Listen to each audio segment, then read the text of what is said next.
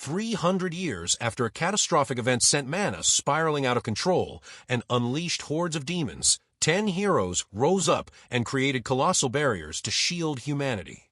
Thanks to these barriers, civilization survived and entered the Age of Awakening, an era defined by the emergence of the first 10 legendary classes, now the pillars of society. Is now the year 335 in the city of Fenguan, where the annual class awakening ceremony is about to begin. Our protagonist, a spiky-haired young man, arrives at the testing site and casually thanks a man named Uncle Jang for giving him a ride. He surveys the bustling venue, where jobs range from common to NTUR rarity, with the highest tier classes guaranteeing admission to the top academies.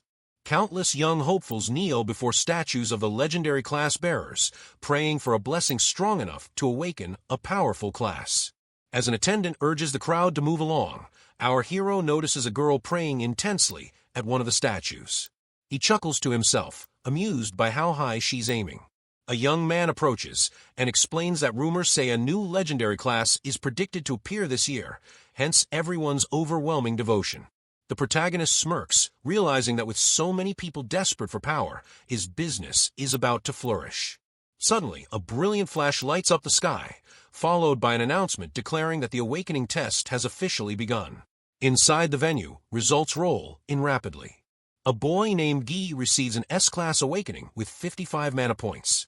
The young man standing beside our protagonist is stunned by Guy's mana, wishing he had even a fraction of that energy.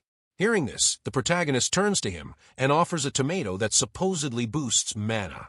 He introduces himself as a specialist in spiritual plants and explains that the tomato increases mana by 5% for 5 minutes.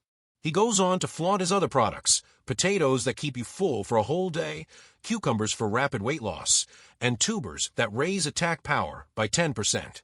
A curious crowd gathers. One person suspects a scam, another is eager to try the tomato because he's sick of energy bars. The protagonist smiles and announces that stock is limited, but the first customer can try a free sample. The doubtful young man accepts the tomato and takes a bite. Moments later, his eyes widen. His mana really did increase, and his body feels noticeably lighter.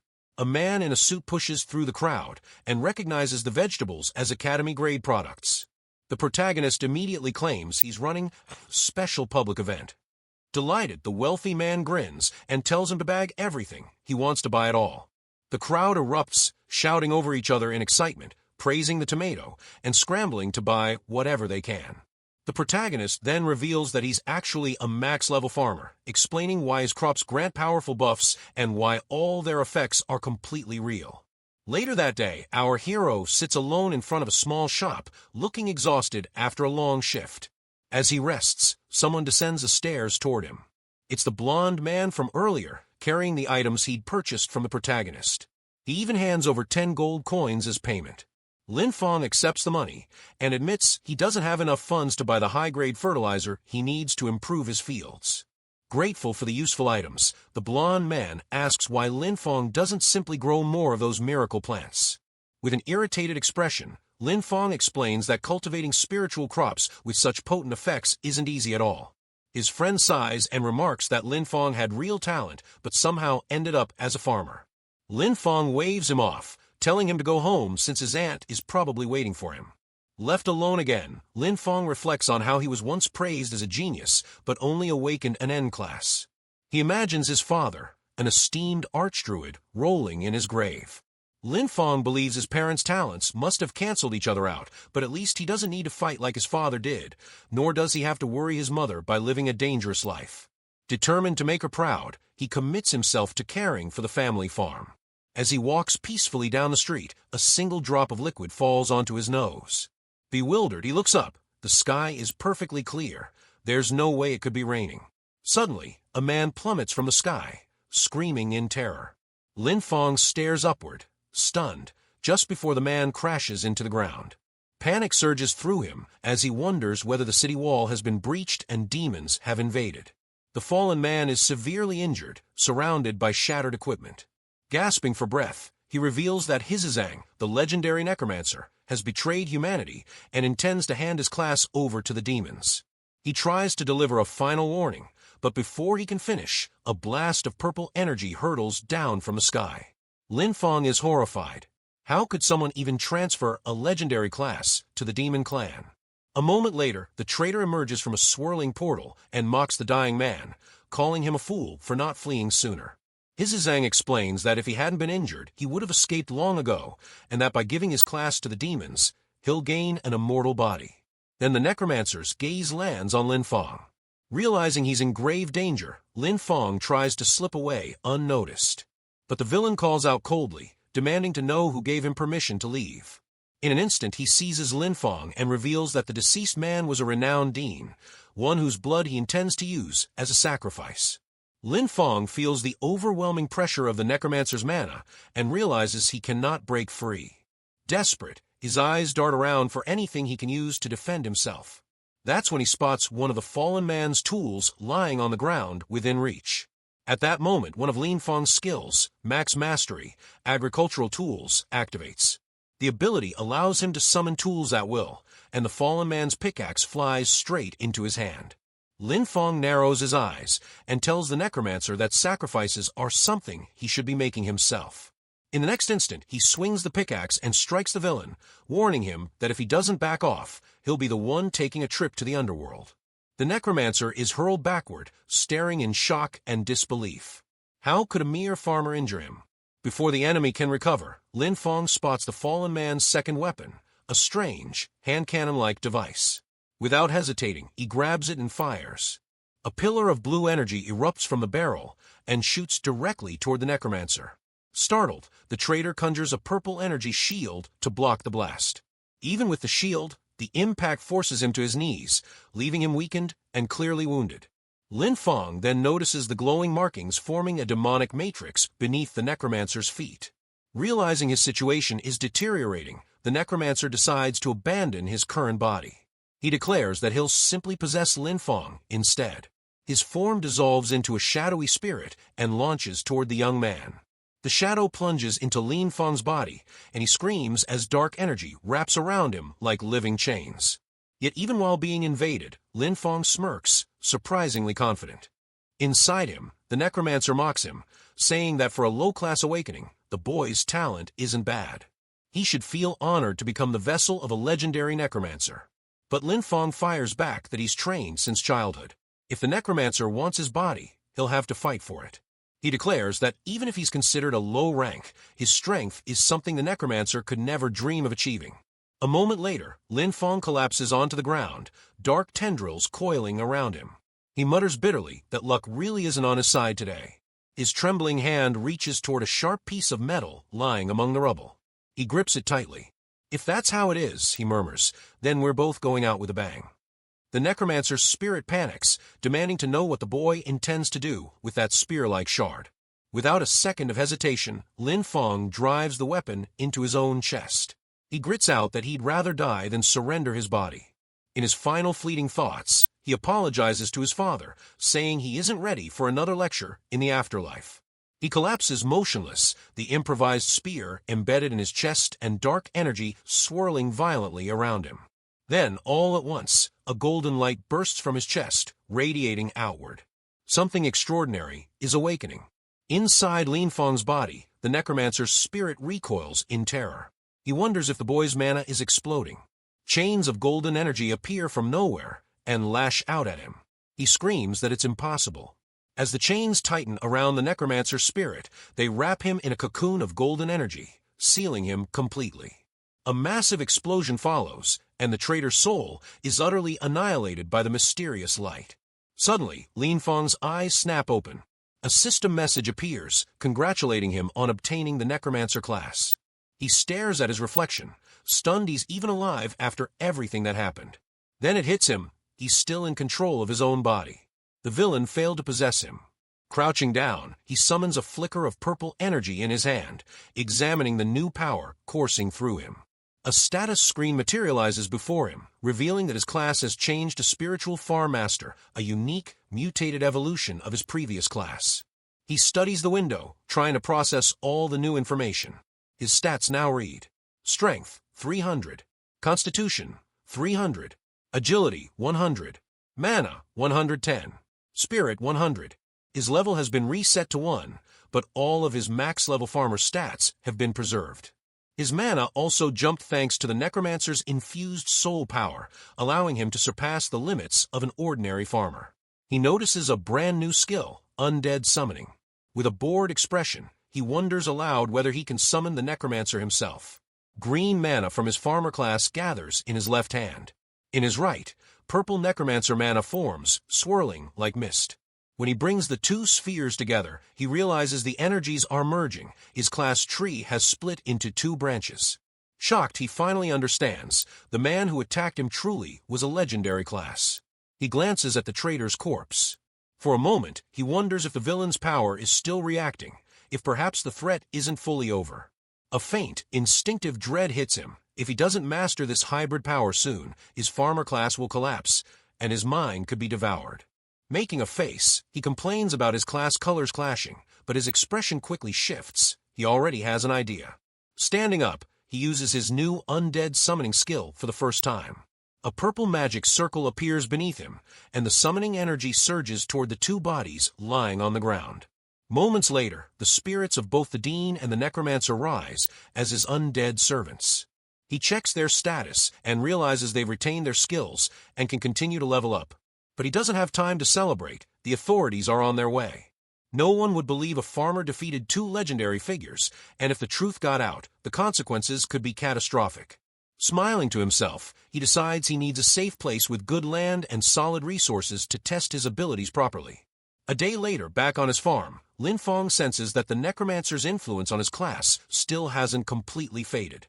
While he observes his fields, a television nearby shows a news anchor announcing the birthday of a well-known agronomy professor.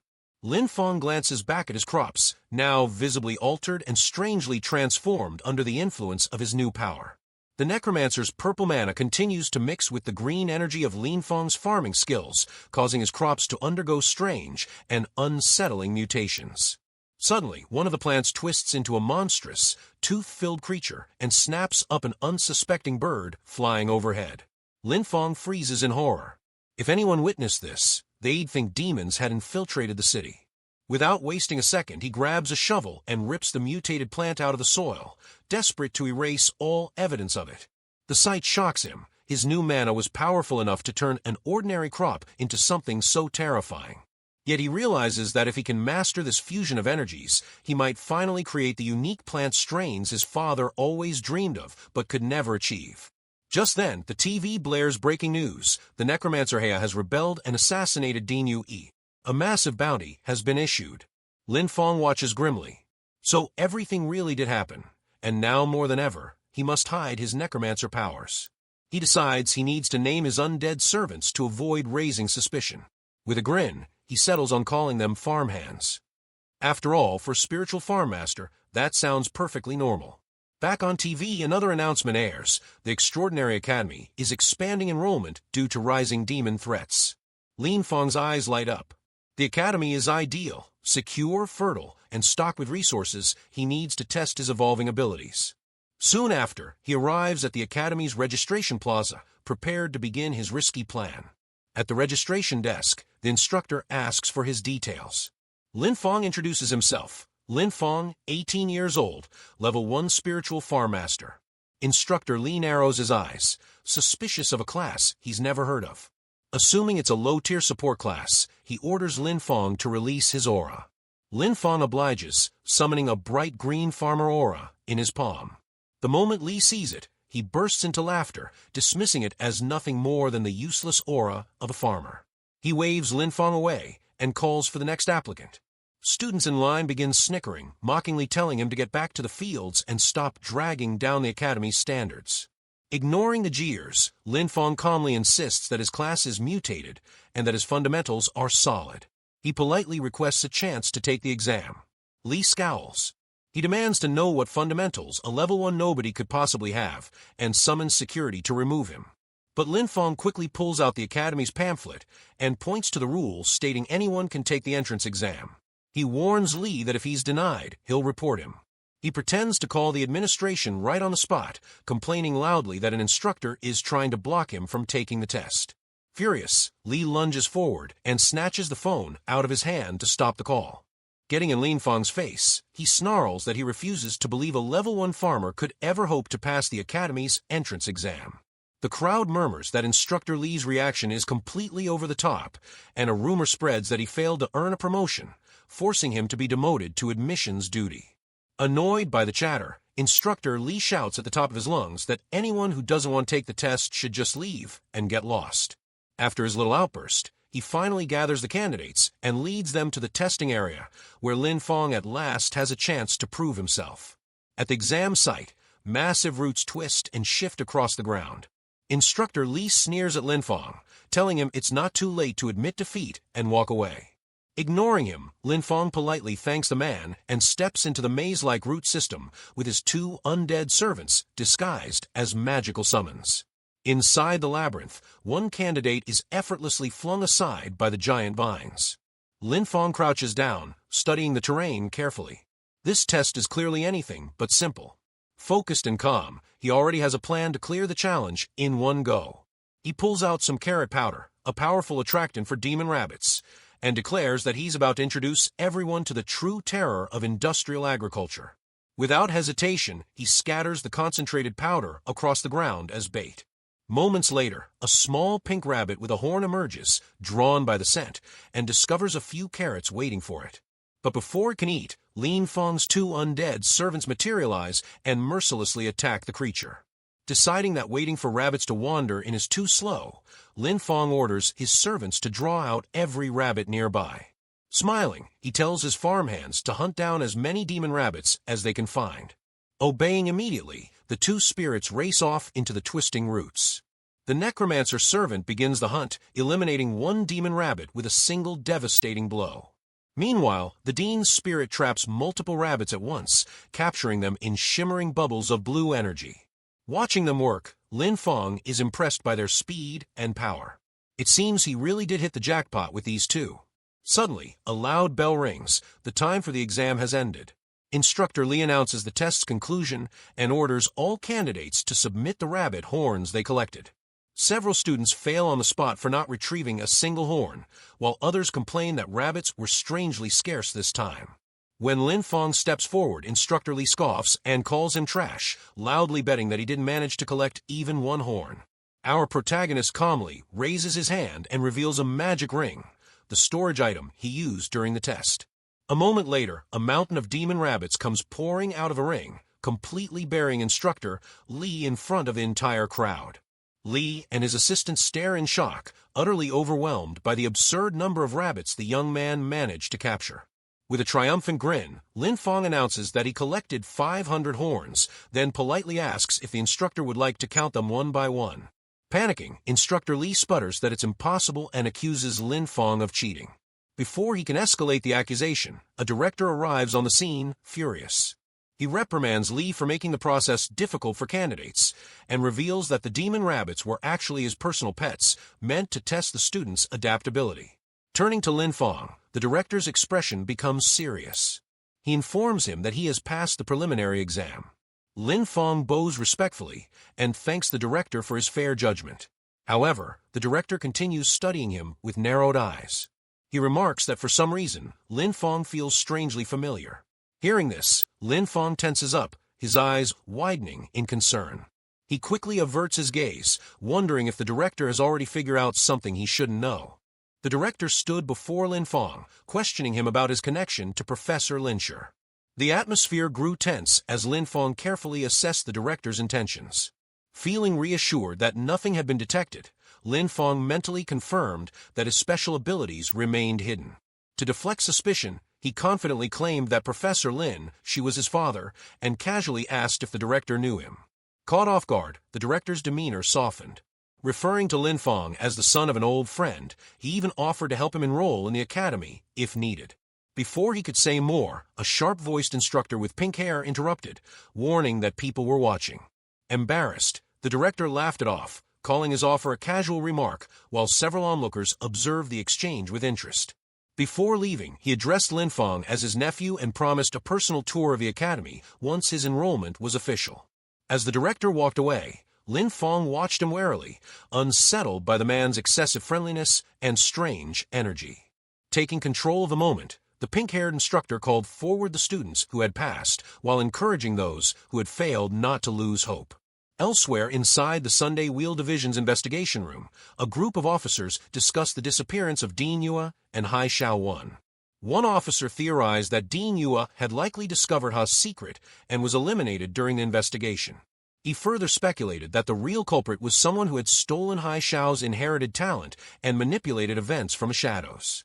The investigator insisted that finding the inheritor of the Necromancer talent would be the key to solving the mystery. However, a colleague urged him to avoid making baseless assumptions, pointing out the lack of solid evidence. Frustrated, the investigator slammed his hands on the table, declaring that he would uncover the truth, even if no one believed him. Two Academy members questioned whether they should intervene in the investigator's increasingly erratic behavior, but hesitated, aware of his backing from the Duke's faction. Another officer brushed off the concern, arguing that the Academy should focus on genuine training, not political maneuvering through credentials. Meanwhile, the investigator received deadly orders. If Ha was found, he was to be killed immediately, along with anyone using Necromancer powers. In the retest mission hall, a glowing portal shimmered beside the stage. As students gathered, a wave of nervous anticipation filled the air. The instructor stepped forward and announced the next challenge, clearing a level 5 dungeon, the demonic beast lair, within 3 hours. A murmur of disbelief spread through the crowd. Most students were only at level 4 or 5, and the time constraint made the task seem nearly impossible. The instructor clarified the rules. Students were not required to face the dungeon alone. They could form teams of up to 5 members before registering. The room immediately erupted with activity as students scrambled to form teams. Students loudly called out for team members, seeking specific roles, from elemental mages to tanks and healers. Amid the commotion, Lin Feng quietly observed, reviewing data on his tablet. He kept a low profile, determined not to reveal his necromancer class. A pink-haired girl approached him with confidence, introducing herself as a level 7 magic user and asking to form a team. Lin Feng recognized her strength, but remained cautious about exposing his hidden abilities. Concluding it was safer to work alone, he politely declined, stating his preference to go solo despite the risks. She accepted his decision with grace and wished him luck. Their brief exchange ended respectfully. With quiet determination, Lin Feng walked away, resolved to complete the mission alone and protect his secret. At the mission desk, he requested to take on the challenge. Though the instructor expressed concern, Lin Feng reaffirmed his decision to face the dungeon solo. As he prepared to enter, the instructor warned him about the reward, Black Bear's Gall, a powerful relic intended for solo completion. While it offered a significant boost for lower-level players, it came with immense risk. Lin Feng accepted the warning with a calm smile, took the entry token, and nodded politely in reassurance. The scene shifted to the massive entrance of the demonic beast lair. A glowing portal pulsed ominously, flanked by armored personnel standing on high alert. As Lin Feng approached, an official stopped him, asking about his team. No one had expected a solo participant. Lin Feng confirmed he was alone, drawing surprised glances from a nearby staff. They advised against it, citing the danger, but he calmly pointed out that the rules allowed solo entries. His composure and quiet confidence left no room for argument. Watching from the sidelines, 2 examiners whispered among themselves, speculating that Lin Feng must be aiming for the solo reward. One doubted he had the strength, while the other admired his courage.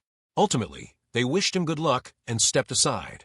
Inside the dungeon, Lin Feng entered an eerie cavern littered with monstrous eggs and jagged stone. The trial had begun. Moving deeper into the lair, he encountered aggressive monsters. He met them head-on, unfazed by their levels. 2 beasts lunged toward him, but he remained calm. Level 3 and Level 4 creatures no longer posed a challenge. Yet, as more waves surged forward, he noted the overwhelming numbers.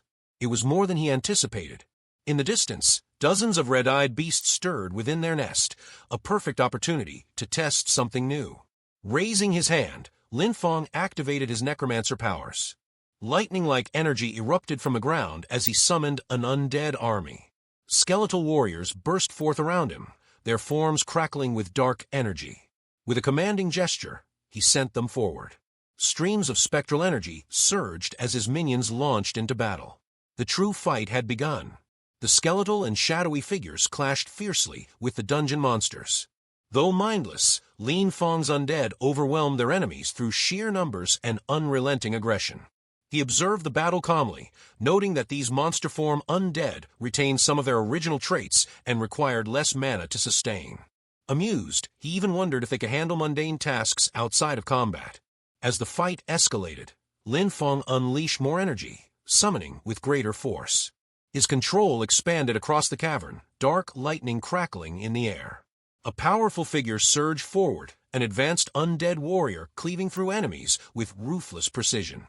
Unlike the basic minions, this high-level skeleton exhibited intelligence, discipline, and refined combat abilities. Leading the front lines, the warrior launched a devastating assault, annihilating waves of beast eggs and hatchlings with rapid, calculated strikes. The very ground trembled beneath the onslaught. Lin Feng analyzed the undead's performance with keen interest. Human form undead were not only stronger, but retained tactical instincts from their past lives. They adapted mid-battle and required minimal direction. A grin spread across Lin Feng's face. He imagined assigning them tasks like weeding or fertilizing his fields when not engaged in battle. Suddenly, a surge of light engulfed him. A system message appeared. Level up, level 7 achieved. His efficiency had far exceeded expectations. Surrounded by his summoned army, Lin Feng took quiet satisfaction in his rapid progress. He had already reached the final chamber. Standing before the looming gate, he stepped into the boss room with unwavering focus and strategic clarity. Chains snapped. A massive beast roared as it broke free. The final challenge had awakened. Lin Feng didn't flinch. It was time to test his full combat strength. With clinical precision, he issued commands to his undead. Restrain the boss. Apply curses. Exploit weak points. The battle began. The monster thrashed, its massive limbs caught in glowing chains as Lin Feng's minions attacked in synchronized waves. From a safe distance outside the blast zone, he remained seated and composed, monitoring the battle as floating mana values pulsed around him. His undead units displayed remarkable coordination. The skeletal warrior exploited every opening with clean, efficient strikes. One undead caster unleashed a powerful spell. Searing purple energy pierced the boss's core. A massive explosion followed. Blinding light filled the cavern. The confrontation was over. As the light faded, a message appeared. Lin Feng had reached level 8. Loot lay scattered, a sign of a complete dungeon clear. Inspecting the reward, Lin Feng held up a potion. However, its effect, a small stat boost, left him unimpressed compared to his farm-grown buffs. Suddenly, the dungeon system processed his dual occupation, farmer and necromancer. 2 separate reward boxes materialized. He realized dual classes granted dual rewards. This opened new possibilities for combining dungeon mechanics with farming techniques. Excited by the idea, Lin Feng considered manipulating rewards using crops in the future. His farmer's mindset kicked in immediately as he exited the dungeon. Others were stunned. They couldn't believe he had completed the challenge alone. Accusations and disbelief filled the air. To the crowd, he looked far too clean to have survived such a brutal battle. Back at the mission desk, Lin Feng submitted his clear report to the instructor, who verified it without delay. The system confirmed a successful clear. A green check marked his record. The instructor, wide-eyed, acknowledged his success. The instructor suddenly shouted in shock, declaring that she would submit the mission scroll immediately as she questioned what Lin Feng had handed to her. When she raised her head and looked at him, she remarked that acting alone was still far too adventurous. Lin Feng let out a quiet chuckle, replying that he understood and thanking the instructor for her guidance. Her expression gradually softened with a touch of grace as she informed him that the final instructor interview would begin soon at the academy and told him to rest first. After giving him all the necessary commands and details, she dismissed him. After some time, Lin Feng walked toward the designated area, completely absorbed in his thoughts. Behind him, a small group of bullies watched him with visible interest. On the other side, the pink-haired instructor adjusted his glasses and silently hoped that the situation would teach Lin Feng a lesson.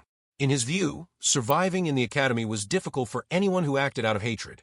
Lin Feng continued along the forest path, his mind still turning over everything that had happened. As he moved deeper into the area, his gaze suddenly sharpened. He sensed movement behind him and quickly realized that a few brats were secretly following him. He stopped and raised his hand slightly, noting to himself that someone clearly intended to trail him. He wondered whether they truly meant to cause trouble or were simply foolish enough to try. Behind him, the three men whispered among themselves. The scar-faced one admitted that Ling Fong managing to clear his dungeon alone meant he was far from simple, and he wondered if they were making a mistake. The rat-faced one dismissed his concern, mocking him for being afraid, and saying that Ling Fong was still under level 10, with limited strength. He insisted that they only needed to wait for the right moment. The large man added that Ling Fong had just come out of their dungeon, so his energy consumption must be high, and none of them had seen him recover. The scar-faced man nodded as he looked at Ling Fong again, agreeing that relying on numbers was the best way to overwhelm him. When they noticed Ling Fong moving farther away, the third man urged the others to act quickly. The three of them, driven by greed, decided to ambush and rob him. One of them shouted loudly, demanding that Ling Fong stop and calling him a farmer, accusing him of daring to enter the place without their permission. Ling Fong halted and stared at the three men, his expression twitching in disbelief. He pointed at them, wondering if they were truly shouting at him. The three men then attempted to show off their strength.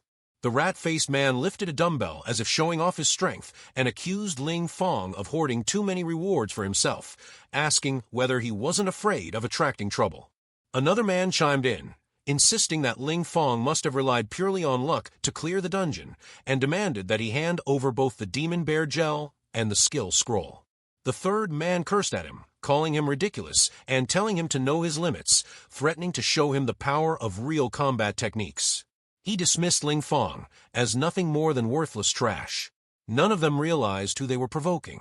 To outsiders, Ling Fong's first ability appeared to be nothing more than a simple plant-type farming skill. But his second ability was far more terrifying, an ability belonging to a true necromancer. It reminded him of Tan-sun, who also looked like a farmer with harmless plant-type abilities, yet delivered brutal lessons to anyone who underestimated her. Ling Fong ignored their insults, feeling only irritation. He wondered why, of all the examinees present, they had chosen to target him. To him, their attempt was nothing more than a pointless waste of time. One of the boys, the one with red-stained teeth, stepped forward and asked whether Ling Fong was truly unaware or simply pretending. Another rushed ahead and jabbed a finger toward Ling Fong's nose, yet ended up poking Ling Fong's chest repeatedly as he loudly repeated himself. He claimed that the exclusive solo clear reward, the Demon Bear Gel, was a valuable item that granted 10 stamina points, insisting that someone like Ling Fong had no right to possess it. He demanded that Ling Fong hand it over immediately. At that moment, Ling Fong finally recognized the name. He realized the item in question was indeed the Demon Bear Gel, an item worth a 10% stamina recovery. To him, it looked no different from a stamina-boosting watermelon. The comparison alone disgusted him, and his expression twisted as though he were about to vomit. The entire situation felt absurd. In his mind, something that granted only 10 stamina points was hardly impressive. The watermelons he grew every summer provided more than that, and he never had to risk his life in a dungeon to obtain them. Ling Fong let out a quiet chuckle and revealed the item they were talking about. He held out the Demon Bear Gel and handed it over as if it meant nothing to him. To him, the item was insignificant. The red-toothed man grew excited and reached out to grab the packet.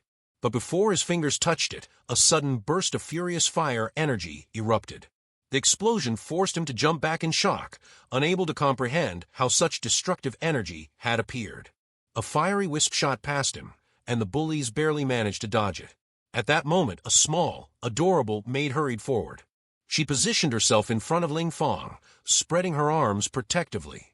She glared at the three men and reminded them that private fighting was prohibited in the academy, asking if they wanted to be disqualified for causing trouble. Ling Fong stood still, surprised by her sudden bravery. One of the men sneered and claimed the matter had nothing to do with her, insisting that the item Ling Fong was holding rightfully belonged to him. The mage girl narrowed her eyes, fixing him with a sharp, icy glare. She raised her voice and declared that if she had chosen to intervene, then it absolutely had something to do with her. She warned them to leave immediately, or she would report everything to the instructors. As she lifted her magic staff, lightning energy surged around her. She told the three that if they insisted on causing trouble, she would make them suffer and teach them a proper lesson. The giant man burst out laughing, claiming she would never get the chance to report anything. Since she insisted on protecting this dirty farmer, he announced that they would deal with her as well. The three men rushed forward, shouting that they should finish quickly and clean up the trash. Ling Fong observed the girl carefully. She was a level 7 mage, strong enough to handle minor threats on her own. He believed she could take care of these insignificant troublemakers, but he found it irritating that anyone would get involved over something as worthless as a 10-point item. The mage girl clenched her teeth and shouted at the bullies, calling their methods disgusting and filthy. She turned her gaze toward Ling Fong and asked if they should join forces. Before she could finish her question, she froze in shock. Ling Fong suddenly dashed away from the fight, wanting nothing to do with a pointless conflict over such a trivial item. She called out, trying to stop him, but he tossed his pouch toward her with a quick flick of his wrist. He flashed her a playful smile and told her the item was hers now, thanking her for her kindness and giving her complete freedom to do whatever she wanted with it. The three men roared angrily and charged at the mage girl. The giant man shouted that Ling Fong had dared to help her and claimed he would simply take the reward from her instead. The mage girl summoned her power, releasing a fierce surge of energy while yelling at them, furious that they were now trying to rob her directly. The scene shifted to the temporary rest area. Ling Fong calmly opened his bag and examined the items inside. He pulled out the skill scroll dropped in the dungeon and realized it was completely useless to him. He wondered why everyone had fought so desperately over it in the first place. As he thought about it more carefully, an idea flashed through his mind.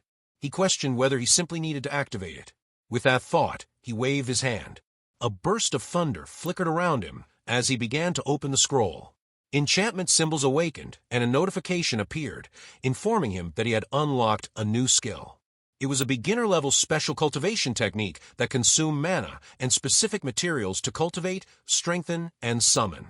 It also had the chance to increase levels, improve quality, or awaken new abilities. Green and purple energy erupted from both his hands as the scroll's power merged with his body. Ling Fong stared at the glow in surprise before a confident smile spread across his face. He noted that the result was worth the effort. The scroll had activated successfully, though it now required a greater amount of mana from both of his classes. Ling Fong summoned Hai Shirao, Yu Yi, and the crocodile creature. He stood before his small team and announced that they needed to test the new skill.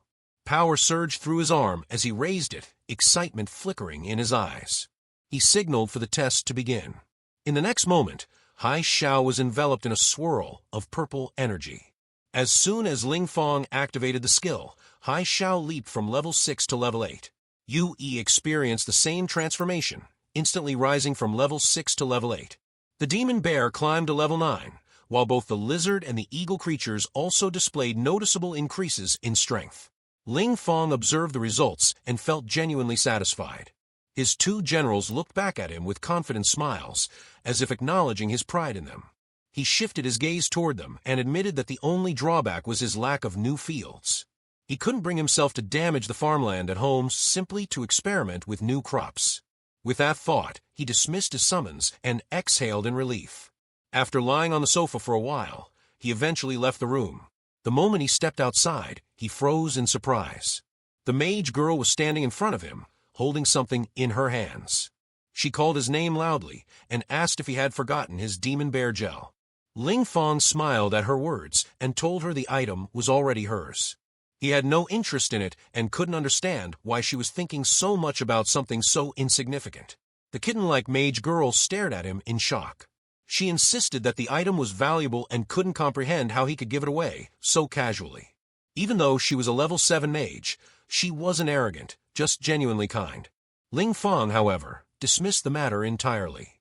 To him, something of that level was nothing more than a ridiculous, low-grade reward, something he compared to a useless watermelon.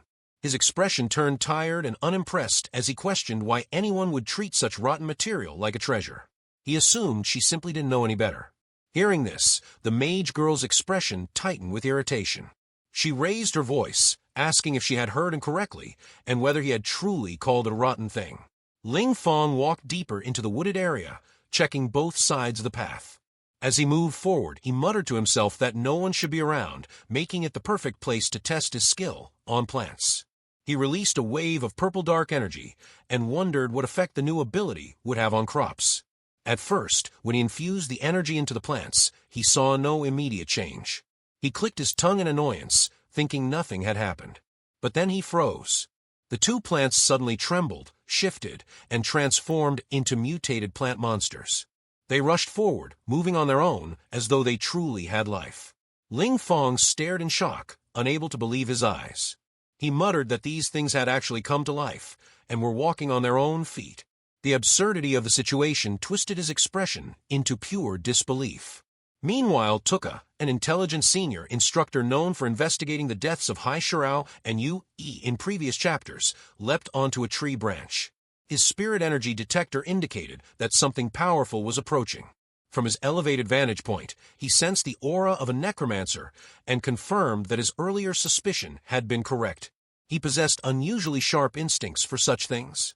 But as he scanned the area, he suddenly froze the moment his eyes fell on Ling Fong. His expression tightened in surprise. He dropped down from the tree and immediately grabbed Ling Fong by the shoulder. In a rude, demanding tone, he asked if Ling Fong was a farmer, judging by his clothing. Ling Fong turned his head slightly and asked whether a farmer had somehow provoked him. Tuka's expression twisted with disgust as he stared at Ling Fong. He demanded to know whether a strange person had appeared nearby. Keeping a blank, clueless expression, Ling Fong replied that he thought he had seen someone. Tuka leaned closer and demanded to know where he had seen that person. Ling Fong slowly raised his hand and pointed directly at Tuka, asking if he was searching for a strange person. He added, with straightforward bluntness, that the strange person Tuka was looking for was standing right in front of him. Tuka's annoyance snapped instantly into fury. Flames erupted around him as he shouted that Ling Fong dared to humiliate him. He declared himself an ally of Sunil Academy and the nephew of the Iron Lion Duke. Enraged that a lowly farmer would speak to him so insolently, he threatened to kill Ling Fong and lifted his arm, fiery energy gathering for an attack. Tuka clearly intended to teach Ling Fong a harsh lesson. He had no idea that Ling Fong was the very necromancer he was searching for, nor that Ling Fong already possessed knowledge of multiple necromancy secrets hidden even from the academy. Ling Fong stared into the thick stretch of woods ahead just as Tuka let out a furious roar and activated his ability.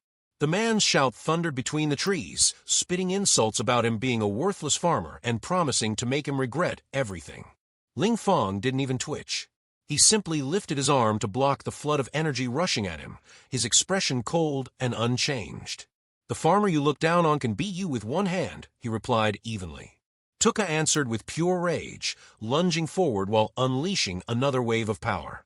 Ling Fong murmured, "Try this," remembering the effect he had discovered earlier. The monk shroom growing on his field had soaked up undead mana, and its powder caused intense paralysis. The first time he tested it, he collapsed for an entire day, unable to move. Ground into fine dust, it worked like a powerful stun blast. He crushed the dried mushroom into powder and flung it directly into Tuka's face. Tuka inhaled the particles immediately.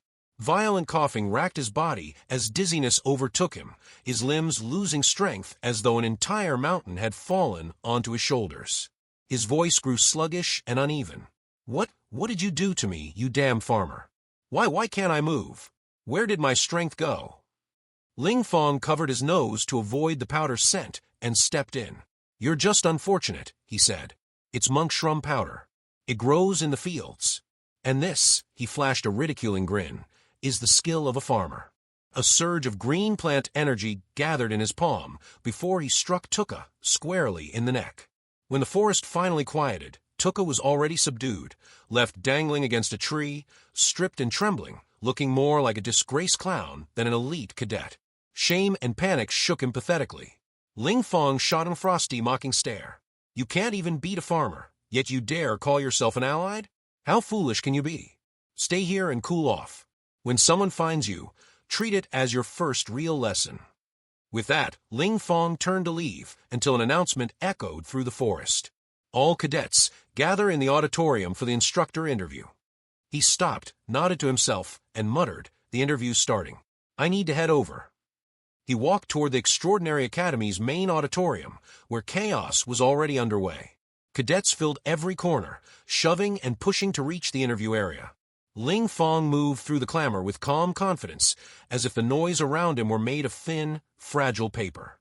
"This should be the right place," he said while scanning the area. Behind him, whispers flared like sparks catching fire. "Is that him? The guy who cleared a level 5 dungeon alone. I heard he just got lucky and escaped at the perfect moment. He's nothing compared to Shirue or Boku. He might be better than a regular cadet, but I'm a level 5 allied. Advancement belongs to me. Ling Fong heard them, but none of it mattered. He dismissed the chatter instantly.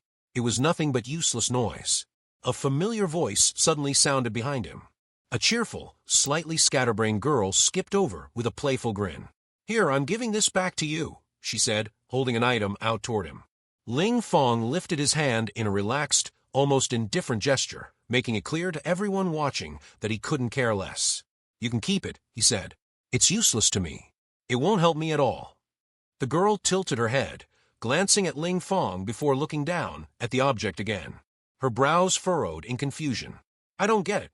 Why does that pupil treat something like this like it's some kind of treasure?" she muttered under her breath. Ling Fong offered no explanation. The thought crossed his mind briefly, but pupil kept mumbling to herself, baffled. A short while later, inside the auditorium where the instructor interviews were being held, the director sat at the center of the stage. His expression was severe as he addressed the hall. "For this interview, instructors will choose their students, and students will also choose their instructors. Both sides rely on each other's success." His tone grew sharper. "The students I call will step forward first." The first name echoed through the hall. Shuren. A boy with an eerie presence approached, stiff, mechanical, almost unsettling. With a steady, measured tone, he introduced himself. "I am Shuren, level 6, Earth Attribute Warrior. This is my ability." Thick earth armor rose across his body, forming a complete battle suit. It looked solid, polished, and formidable. A massive instructor in the front row leaned forward, pointing at him with interest. "Not bad. I'm a level 44 Earth-based instructor. How about becoming my student?" Shuren's eyes lit up, excitement practically bursting out of him. Next, the director called Ing Wu. Then came the name everyone had been waiting for. Ling Fong. Whispers exploded instantly.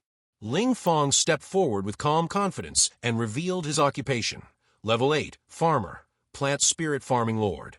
A pink-haired instructor blinked in surprise. Level 8 at his age, his potential is remarkable. But the instructor behind her let out a quiet scoff. "Look again. He's just a farmer." More murmurs followed, mocking, dismissive. "Our academy trains frontline fighters," one instructor muttered. "Not ordinary cadets destined to be cannon fodder." They barely acknowledged Ling Fong, treating him like he didn't deserve to stand among them. A giant instructor in the back raised a counterpoint. But both his preliminary exam and retest scores were exceptional. The director's expression shifted, turning cold and unreadable. "Everyone has different occupations. Let's perform a combat ability assessment for this child." Several instructors voiced their agreement immediately. The director then leaned in and asked, "Ling Fong, are you certain you wish to proceed? Your ultimate goal is to face demons on the front lines. If you lack combat potential, stepping onto the battlefield would be nothing but a pointless sacrifice." Ling Fong paused for a moment. "A combat assessment. With my current strength, I can't pass unless I reveal my Necromancer ability." After a brief hesitation, he agreed. A temporary arena was cleared within the auditorium. Students gathered around as Ling Fong stepped into the center. A boy approached with a faint, amused laugh. "The test is simple," he said. "Last 5 minutes against me. Show us you have real combat ability." The massive instructor released a surge of golden aura that flooded the space. Several cadets in the back dropped to their knees under the pressure. "So this is the aura of a level 44 warrior," one cadet gasped. "I can't even move." His gaze flicked toward Ling Fong. "But that guy, he's not even reacting. How's he standing so calmly?" The instructor's grin widened with excitement. "Good. If you can stand under this pressure, I'll take you seriously. Use everything you have. Attack me at full strength." Ling Fong steadied his breathing. Level 44 pressure. Strong but manageable. He gathered energy in his palm and whispered, "Come out, my servant." A strange ripple surrounded him, and a creature materialized, its body wrapped in dense nature mana. Its true aura was completely concealed. Perfect, Ling Fong thought. Covering an undead with nature mana hides its identity. No one will suspect a cabbage-shaped bear is an undead summon. The instructor studied the creature, unable to read its nature. "Oh, a rare variant type," he muttered. Such concentrated nature mana. Interesting. He tightened his grip on his dagger. Come, then. Ling Fong's summon lunged, and the instructor reacted instantly, carving multiple rapid cuts across its body. On the platform, the director rose slightly, stunned. What remarkable loyalty, he murmured. Any normal summon would vanish after taking that much damage. Yet this one persists. The clash continued, steel and claws, aura and mana colliding. The director glanced sideways and muttered under his breath, "Old fool, you're getting soft." Ling Fong narrowed his eyes. They're undead. They don't feel fear or pain. As long as I supply mana, they'll keep going. Across from him, the instructor clenched his jaw in irritation. I wanted to show off in front of the students, but this boy's stronger than I expected. Looks like I need to stop holding back. He gave Ling Fong a warning. Kid, if I destroy your summon, I'll compensate you later. Watch closely. He activated his trusted Bhaskar skill and charged with full power. One decisive strike shattered Ling Fong's summon, dispersing it instantly. Straightening his posture, golden light flickering around him, the instructor let out a proud laugh. Ling Fong, it's over. I crushed your summon. Ling Fong said nothing. Misreading his silence, the giant instructor softened and smiled broadly. You must feel awful losing a summon. It's all right, let it out. I like geniuses who show emotion. But Ling Fong's face remained completely blank. The instructor blinked, stunned. Hey, you idiot, why aren't you upset? Did the grief hit so hard you can't even feel it anymore? Before he could continue, several vine-like tendrils burst out from Ling Fong's sleeve, whipping forward and wrapping around the instructor instantly. In seconds, he was bound from head to toe, like a trapped animal. The instructor roared, thrashing wildly. Damn it, brat. What kind of dirty tricks are you pulling? How many summons do you have? The director's eyes gleamed. Activating his detection skill, he leaned forward and breathed out in excitement. That's a genuine bailing, remarkable. The instructor disappeared beneath the tightening vines, shouting in panic until... Enough! The director stepped forward sharply, stopping the struggle. The instructor exhaled heavily and shot Ling Fong an icy glare. You've proven yourself. You qualify to join the Extraordinary Academy. However, all the nature-type instructors are currently deployed to the front lines. There's no one available to train you right now. Ling Fong asked calmly, then what about my cultivation resources? The Academy never withholds a student's resources, the director replied firmly. You'll receive everything you're owed. Then he added, and as the top scorer of this examination, you may request one reward from the Academy. A strange idea flickered in Ling Fong's mind. They give me freedom and resources? This place is practically heaven. Suddenly, he brightened and spoke loudly. Then I want a piece of land. The room fell dead silent. The director stared at him, frozen as though splashed with cold water. You're refusing precious resources? High-grade equipment? Top-tier artifacts? You want land? Ling Fong grinned and answered without hesitation. No, director. That's exactly what I want. My class is Spirit Farm Lord. How could a farmer have no land? Without it, I can't use my ability properly. A plot of land is far more valuable to me than any equipment. So why wouldn't you approve it? The director exhaled slowly, then smiled. Very well. There's a training wasteland on the west side of the city. It's been abandoned for years. Do whatever you wish with it. And if you need anything else in the future, come see me. Ling Fong bowed politely. Thank you, director. The director nodded. Good. Go rest in the back for now. Scene shift, Academy Board Hall. Tension filled the board hall as investigators pored over Ling Fong's records. One man muttered while reading his file. Spirit Farm Lord, an unusual class. The pink-haired instructor rushed inside.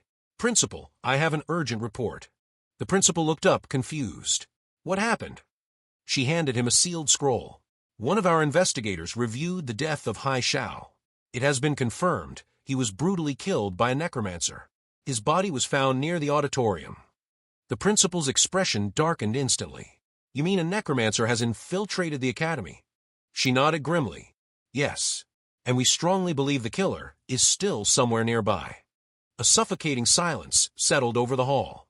Ling Fong stood at the edge of the training grounds known as the Westerland, checking his map one final time. According to it, the area was situated on the western outskirts of Funwan City.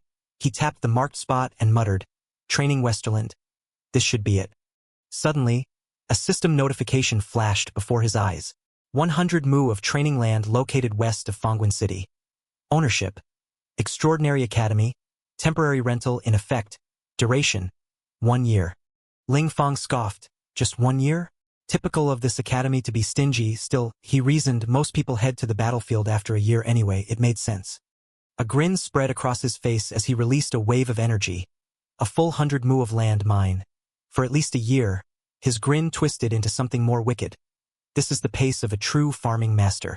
With a quick gesture, he summoned his undead. Hei Sha and Yui appeared instantly. Their presence cold and silently attentive. Ling Fong raised his voice, charged with excitement. You too. Let's get to work. His generals got moving immediately, tilling the land, reclaiming soil, and initiating the first steps of cultivation. Meanwhile, Ling Fong leaned back and bit into a slice of watermelon, completely at ease. What a deal, that ancient ruler didn't lie. They work, I relax. But before he could take another bite, Hai Sha tapped him on the shoulder with a skeletal finger. Ling Fong turned. Hai Sha spoke plainly. Reclaiming is done. Both undead stood motionless. Ling Fong blinked in disbelief. Their initiative is really that high? Yui let out a faint buzz, gesturing something incomprehensible. Ling Fong sighed, his expression tightening. Expecting undead to develop full self-awareness is still too much? Or is it? He glared at them, caught between admiration and irritation. After finishing his inspection, Ling Fong left the fenced-off plot. As he walked away, Yui looked up at her master and gave a subtle, grim smile. Small as it was, the expression was unmistakable. Hei Sha and Yui truly had developed some awareness of their own. Now standing outside the field, Ling Fong surveyed the farm where young seedlings had already started sprouting. He checked their stats. Stamina, growth rate, vitality, everything aligned with his expectations. A satisfied smile crossed his face. While other students advanced through relentless trials and exhausting cultivation, Ling Fong improved himself by growing crops that balanced nutrition, soil quality, and a solid foundational structure. He shook his head slightly. It's a pity only my crops can produce this effect. If the yield were just a bit higher, others could benefit too. The demon clan's weak fighters wouldn't remain so fragile. He clenched his jaw. Planting those special crops wouldn't be enough. He needed camouflage. Ordinary fields around the greenhouse to keep everything hidden. 3 days later, Ling Fong stood with a farming tool in hand, barking instructions. Dig here, like this, got it. His undead workers followed his commands with flawless precision. Watching them move, a flicker of pride passed through him. With their help, the vegetable planting process was going far faster than he had imagined. One of the smaller monsters munched on a potato, its tail wagging in a comical, almost puppy-like manner. Ling Fong's glare landed on mid-chew. The creature froze, then looked up at him with innocent eyes. He sensed a shift in the monster's aura. The undead lizard had reached level 6, and its temporary bone destiny temper had increased. Ling Fong frowned in surprise. The gains were similar to those earned in past dungeons. Yet, the lizard had done nothing notable recently, aside from eating a single potato. He studied the creature carefully as a realization began to form. Could these undead be gaining effects from the special crops planted here? He kept the thought to himself, curiosity sharpening. If the crops could influence even lower-tier undead, the potential of his farm and the strength it could cultivate was far greater than he had imagined. The scene shifted to a dark, unfamiliar place. A massive figure stood within the shadows, his towering form barely visible, only his eyes shone. Cold, red, and sharp, the giant stepped forward, his expression hardening. When I scouted this place earlier, none of this existed. A wall like that, I could slice apart with a single strike. He examined the surroundings like an intruder studying a trap. His gaze settled on Ling Fong, and a trace of amusement appeared. One person inside. Interesting. Before he could move further, something shot through the darkness. A sudden force slammed into him, sending him skidding backward. The earth quaked from the impact. The potato-eating undead creature scuttled forward, and in the next moment, boom! The ground erupted. The giant braced himself, shielding his body from the blast. His face twisted in disbelief. Trying to deal with me using this level of attack. Potato-like monsters burst from the ground, each charged with unstable energy. Explosions ignited one after another. The earth cracked, shockwaves tearing through the area. He clenched his teeth. What kind of ridiculous damage is this? A massive eruption followed. Green energy surged in waves, forming the shape of a twisted, mythical plant creature. Its body loomed, pulsing with power. Purple and green light flared in its eyes, radiating fury. The man coughed blood but stood firm. If not for the Duke's trust, I wouldn't have come here twice. He spat, wiping his mouth and gripping his weapon tightly. Fine. Let's see if you can explode again once I cut you down. He charged at the plant creature, but froze mid-step. A chilling realization struck him. What is this? He whispered. This aura inside the monster. It's undead energy. His shock lingered as another tremor rippled through the battlefield. A memory surged. Standing in a quiet church, facing a solemn priest. The holy figure had said, "You have earned the right to take on this sacred mission. Your task is to find the Necromancer, Shao." After their last contact, he had vanished. He still held an agreement with the intruder's clan. Snapping back to the present, the intruder narrowed his eyes. So this is Hai Zhao's hiding place. Ling Fong's two generals were Hai Shao and Yui, undead under his command. That alone made everything far more suspicious. What kind of church has ties to Hai Shao? Another thought crept in. Why would he hide here? Has he already betrayed our clan? He clicked his tongue in disgust. That Hai Shao, for the secret technique of immortality. He truly has no shame. He turned away. I shouldn't linger here. Finding him is more important. Night fell. The next morning arrived. Ling Fong stepped outside, humming lightly, a farming tool in hand. Yesterday, I finished crystallizing and fertilizing most of the seeds. Today, I'll handle the rest. He froze. His field was in ruins, the greenhouse had collapsed, the soil was overturned. Everything destroyed. My greenhouse, what happened here? A deep rumble echoed overhead. A massive black beast flew through the sky with a tall man standing on its back. Ling Fong frowned. Who's that? Why would an enforcement officer come here? The enforcement team landed. Just as surprised by the devastation, one member wearing glasses checked a device. According to the demonic energy detector, the source is right there. Their leader sighed. Wasn't this the training Westerland? How did it end up like this? Could demonic sect members be hiding nearby? The detector flickered again. Another assistant reviewed the data. Sir, this land has already been leased. The leader examined the documents. Even so, we can't rule out demonic involvement.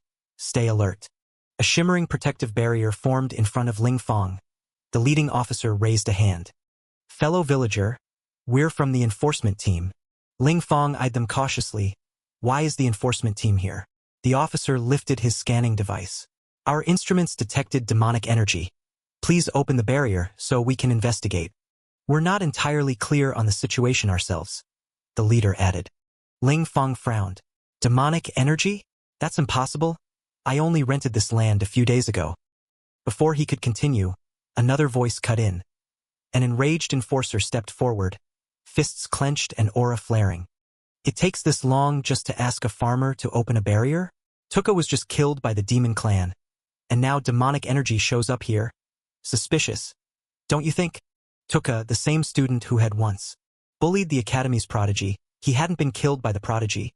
But now he was dead. His last investigation had involved Hai Shao and Yui, both necromancers slain by the demon clan long ago. The furious enforcer pointed directly at Ling Fong. If you ask me, this guy's a demon clan spy. Tuka's death is on him. Suspicion crashed over Ling Fong like a wave. The intruder, the demonic aura, Tuka's sudden and mysterious death. Everything twisted together into a gathering storm. Unknowingly, Ling Fong had stepped into something far more dangerous than he had imagined. The man who had been staring at Ling Fong suddenly spoke, his voice sharp and cold. Spy! Surrender immediately. His gaze was hostile.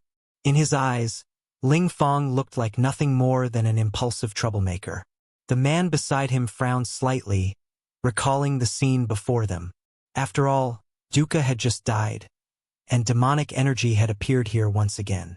He's very suspicious, he said quietly. Both men silently weighed the situation. Then the second man spoke again, his tone more restrained. Student Ling Fong, please cooperate with the investigation and open the barrier. Ling Fong slowly drew in a breath. Looks like I'll have to find a way to drive them away, he thought. He quickly put on an innocent expression and spoke softly. My cultivation is low, and I've always been looked down upon. I only wanted to hide in a quiet place and cultivate in peace. But now, as members of the enforcement team, you still want to pin such suspicion on me. For a moment, the atmosphere wavered. One of the men hesitated. Captain. He already looks pretty pitiful. Before he could finish, the commander shouted angrily, contempt dripping from his voice. Who doesn't know how to pretend to be pitiful? You idiot! Fury flashed across his face. He clenched his fist and struck toward the barrier in front of Ling Fong. At that instant, Ling Fong moved. He grabbed the man's wrist. The barrier shattered completely. The force of the strike rushed straight toward Ling Fong. Oh no, Ling Fong thought calmly. I added too much to my constitution. I don't even feel his punch anymore. But I have to pretend. He loosened his grip and deliberately staggered backward, falling to the ground. The man stared at him in disbelief. I used so much force in that palm strike. Why aren't you dead yet? You definitely have a problem. Ling Fong looked up again, his expression harmless and slightly playful. Are you trying to torture me into confessing so you can close the case quickly? Is that how the enforcement team works? The assistant hurried forward, stopping the commander. Hero, please calm down. Look carefully, this is natural magic. The demon gland repels anything related to nature. Even a 6-year-old knows this. He turned toward Ling Fong. Student Ling Fong, it seems we misunderstood. Your nature magic is extremely pure. We will explain this clearly in the report. He examined Ling Fong carefully and reached out to help him up. Ling Fong immediately showed gratitude. You're truly a good person, my lord. Thank you for giving me justice. The assistant was slightly startled as Ling Fong leaned closer. It's what I should do, he replied. Just fulfilling my duty. At that moment, the captain's face twisted with rage. You bastard! He looked ready to attack again, his teeth clenched tightly. In the end, however, the 3 members of the investigation team turned around and left Ling Fong's residence, the tension finally dispersing. Ling Fong let out a quiet breath. Troublesome, he thought. It seems farming alone isn't enough anymore. I also need strength to protect myself. At that moment, a paper plane suddenly appeared in the air. Ling Fong raised his eyes as it hovered before him. A clear voice rang out from it. Freshman Ling Fong, please gather at the Academy Drilling Ground tomorrow morning to participate in the new student capacity assessment and grinding battle. Absence is not permitted. Extraordinary Academy Affairs Office. After delivering the message, the paper plane burned into ashes and vanished. Ling Fong sighed once more. Why is it so hard to live a peaceful life? Not far away, 2 figures stood quietly, watching the farmland. A man and a woman, both exuding an extraordinary aura. The woman spoke first, her gaze fixed on the land. Such pure and powerful nature magic.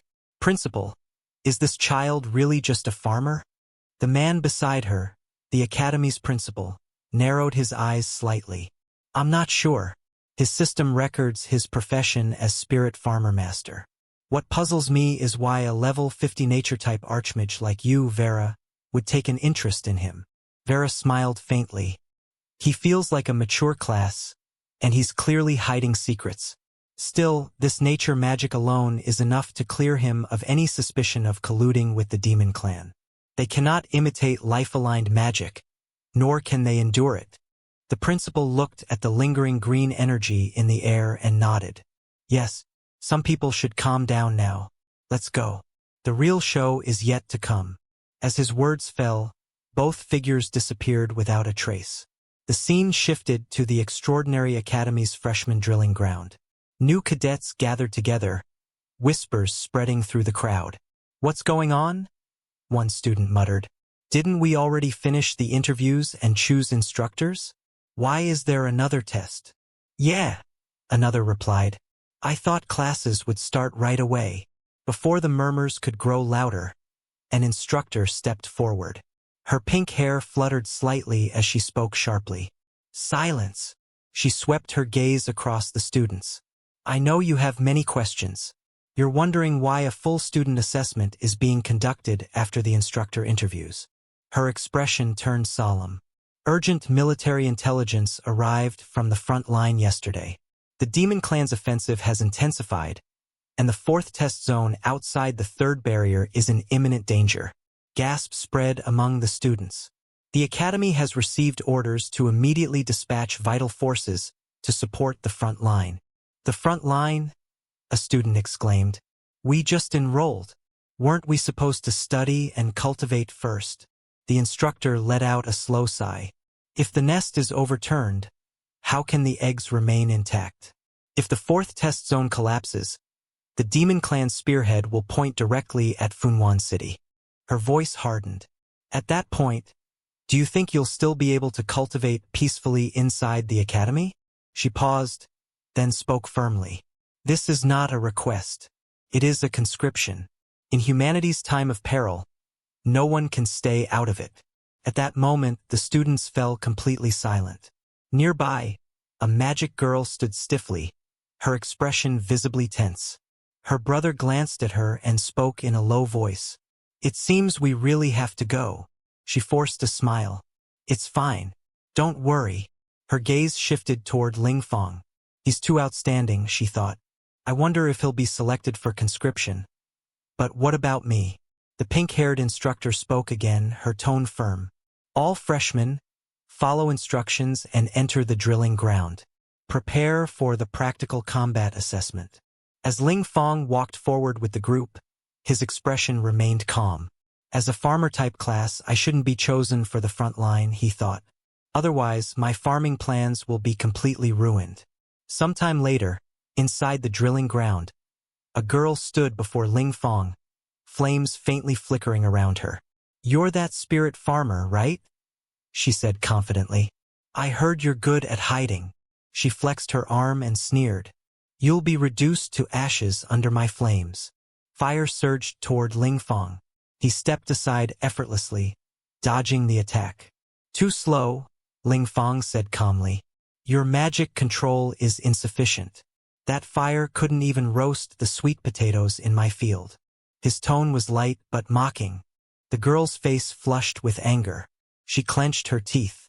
O great spirit of fire, sleeping at the edge of the world. Flames danced wildly as she raised her hands.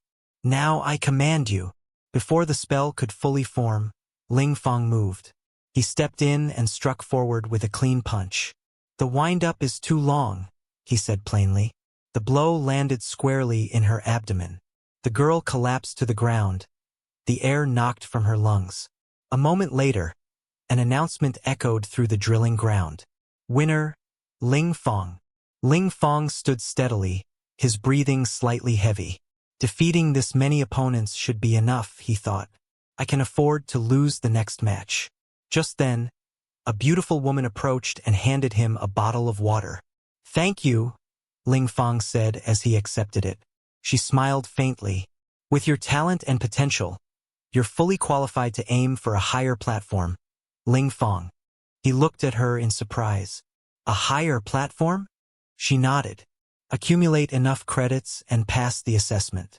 You can advance to Suinha Academy. There are better cultivation methods, stronger instructors. You might even obtain a legendary weapon or a powerful demonic beast mount. Ling Fong paused briefly. Thank you for your kindness, he replied honestly. But I don't really need those things. Inside, his thoughts were clear. Too much attention will only attract investigators. The woman was clearly surprised. You don't need any of that? Then what do you want? Ling Fong raised a finger and answered without hesitation.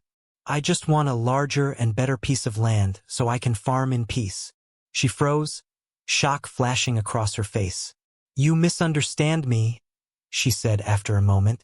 I mean, what do you want to do after you finish farming this land? Ling Fong remained calm, his answer unchanged. I plan to farm more land. I want more people to have land to cultivate. Anyone who wants to farm should be able to do so. The woman stared at him, completely stunned. More land? Does he intend to reclaim all of it? What an ambitious child. Just then, the principal walked over. If I remember correctly, he said calmly. You're already developing the western land outside the city. Is that still not enough for you to farm? Ling Fong laughed lightly, his eyes bright. When it comes to farming, the more land, the better. Before the conversation could continue, a voice echoed across the drilling ground. Next match. Ling Fong versus Aline. Ling Fong's expression sharpened. I'm coming, he said, stepping forward eagerly. The principal watched him and remarked, that child is quite straightforward.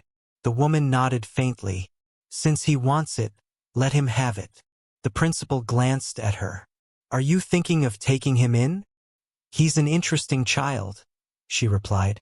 On the battlefield, Aline stood opposite Ling Fong, flames slowly rising around her. She looked at him seriously. I didn't expect to fight you. I'll go all out in this match. Ling Fong chuckled. To be honest, I can't beat you. I plan to hold back. Aline's expression darkened as she lunged forward. Are you humiliating me? Ling Fong casually raised his arm. No. Starting directly from phase 2. That's how battles are fought. Before Aline could react, something wrapped around her arm. Her eyes widened. A vine-like tentacle had seized her. She reacted instantly, gathering flames around her hand and slashing at it, forcing the vine to retreat. Behind the battlefield, the instructor frowned in shock. A student below level 10 actually possesses magic power this pure. The principal nodded slowly. I was shocked as well when I first saw it. Ling Fong clenched his fist, preparing another strike. The woman's eyes narrowed. Even someone who has reached level 18 in the nature system doesn't have magic power this pure. His future achievements will be limitless. Then she noticed something else, her gaze sharpening. He's using a composite ability.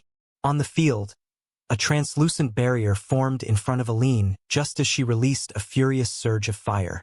The principal looked up, clearly impressed. A seedling like this is extremely rare. If guided properly, the woman suddenly spoke with determination. I've decided. I want to take him as my disciple. The principal froze. What did you just say? She turned to him, her expression serious. I didn't misspeak.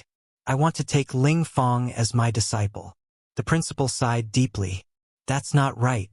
Has your mind been burned by the demon clan? She shook her head without hesitation. Even if it's a burden, I still want him. Her words left the principal completely stunned. At the freshman drill grounds of the Extraordinary Academy, the arena bursts with movement. Lin Feng and Ying collide in a whirlwind of blue energy. Their bodies spin through the air as the force of their attacks shakes the entire platform. Ying charges at him with incredible speed, her weapon striking the ground hard enough to crack the stone.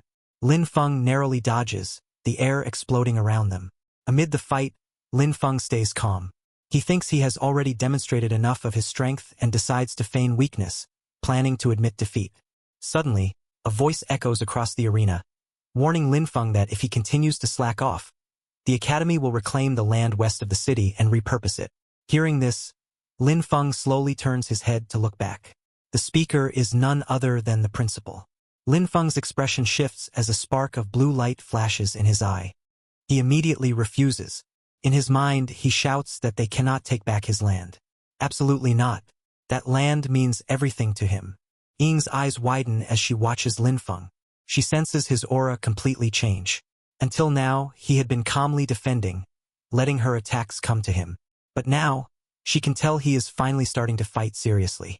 Green light bursts around Lin Feng as he moves his arm. Energy gathers in his palm like a swirling storm, glowing brighter and more intense by the second. His expression is focused and sharp. Across the arena, Ying steps back. Flames erupt from her body as she prepares her strongest spell. Fire coils around her arms, her staff, and even her legs, rising higher and hotter. As she begins chanting, she thrusts her weapon forward, and a massive ball of fire erupts from her magic.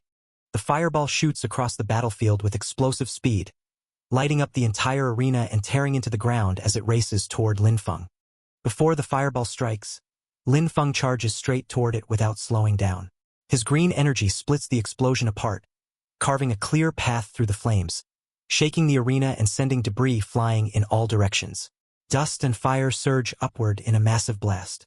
Lin Feng leaps forward, power radiating from his body. A green light envelopes his fist as he lunges at Ailing. He shouts a single line as he throws his punch, warning her to brace for his serious strike. His fist, glowing with pure green energy, thrusts toward Ailing with enough force to shake the arena. Ailing's eyes widen in shock as her head snaps back from the impact. She gasps loudly, stunned by the sheer strength of the blow. In disbelief, she exclaims that the power he unleashed is incredible.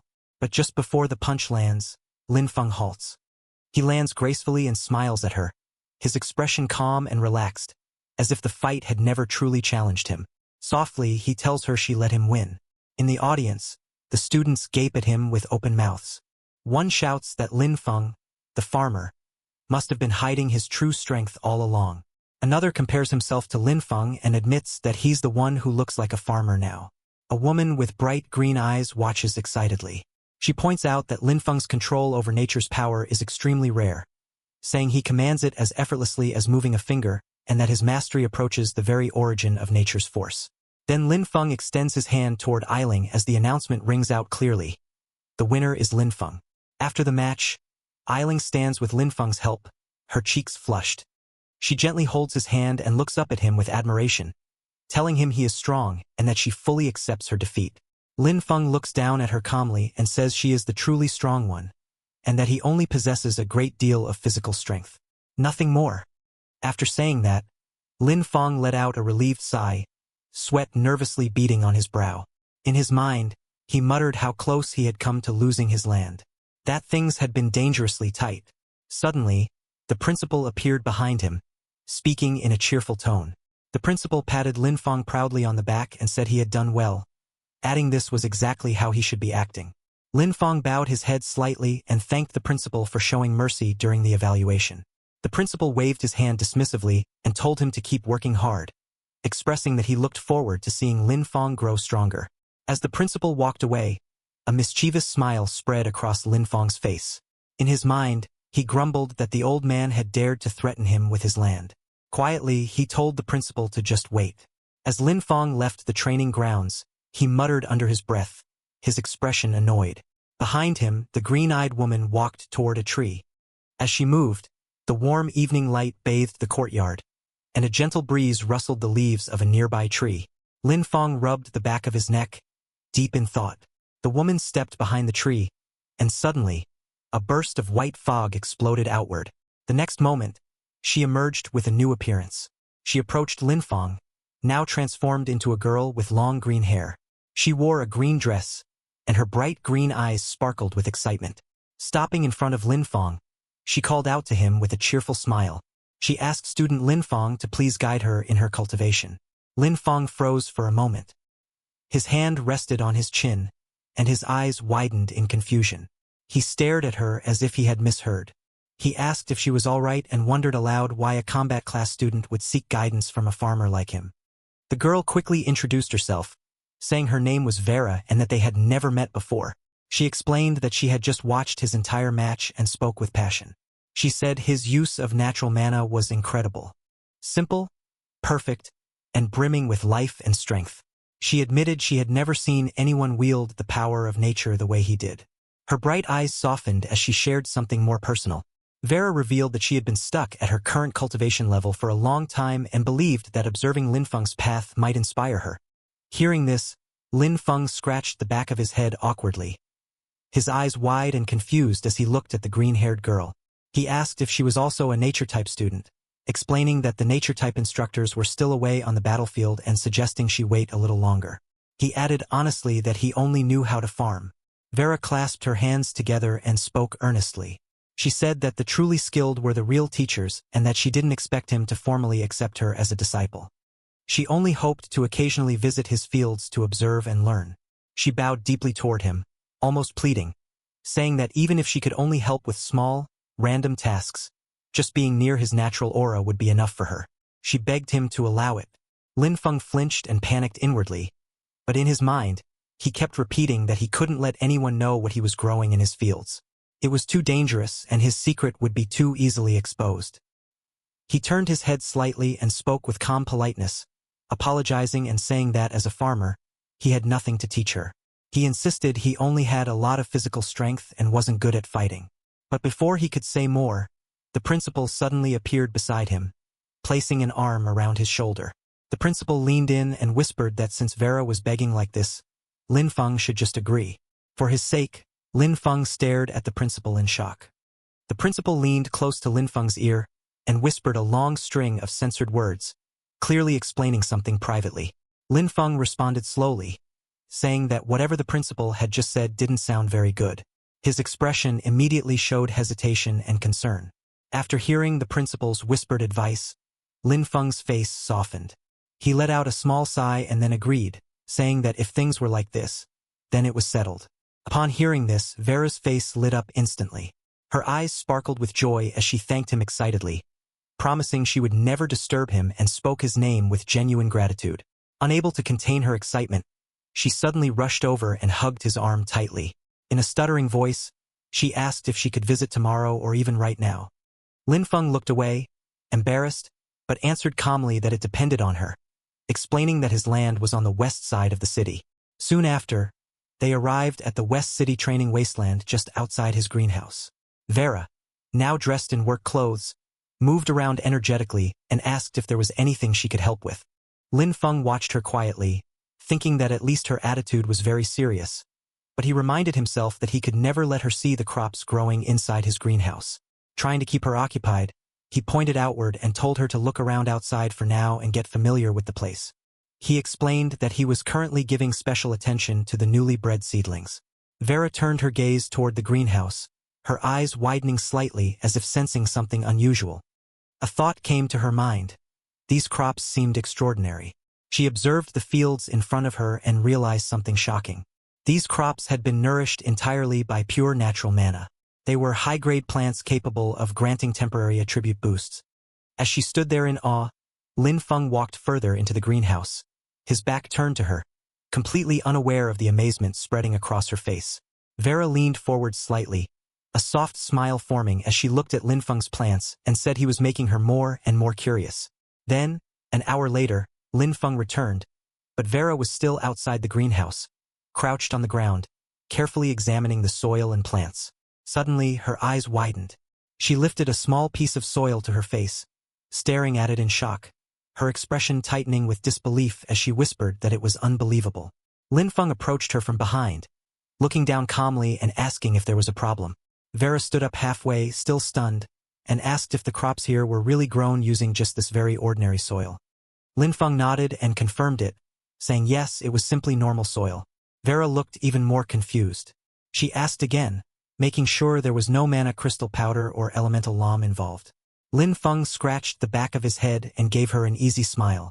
He explained that he had thought about using those fertilizers, but anything infused with mana was far too expensive. With the little money he had, there was no way he could afford them. Lin Feng pointed to a small wilted plant beside him, its leaves curled and dry under the sunlight. He calmly explained that these plants were probably malnourished. Vera looked at the weak crop, her green eyes narrowing thoughtfully. A quiet inner voice rose in her mind. She noted that Lin Feng's natural mana was extremely powerful, far stronger than normal. If that was the case, she wondered if she could help him somehow.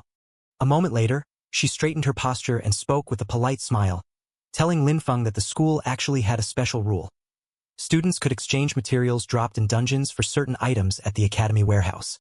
Lin Feng immediately stepped closer, grabbing her shoulders with excitement. His face brightened with hope as he asked if what she said was really true. Vera nodded and continued explaining. She gave an example. In Storm Academy's level 10 dungeon, Gloom Forest, the final boss, the Shadowfall Cobalt Chieftain, sometimes dropped an item called the Chieftain's Fong. She said this Fong could be exchanged for a bottle of Earth Pulse, a rare nurturing resource. Lowering her voice slightly, she added that level 10 dungeons were very difficult, usually needing about 5 people to clear safely. Then she admitted that what she said was indeed true but mentioned this regulation would soon be cancelled by the academy. Hearing this, Lin Feng's eyes lit up with excitement. A bold smile spread across his face as he clenched his fist. He said loudly this was great and announced he was going right now. Vera watched him dash away with surprising speed, a hoe in his hand. As she looked at his back, she quietly wondered if only someone with such a pure and simple heart could create such pure natural mana. Soon after, Lin Fun arrived at a massive tree-like structure. At its base, a swirling blue-purple portal glowed brightly. The entrance to the level 10 dungeon, Gloom Forest. 2 academy supervisors stood guard in front of it. A group of students nearby noticed Lin Fun running toward the portal. One of them pointed at him in confusion, asking why a farmer was coming here and guessing Lin Fun must have gone to the wrong place. Another student laughed loudly, mocking the hoe in Lin Fun's hand and joking he must want to dig up wild vegetables inside the dungeon.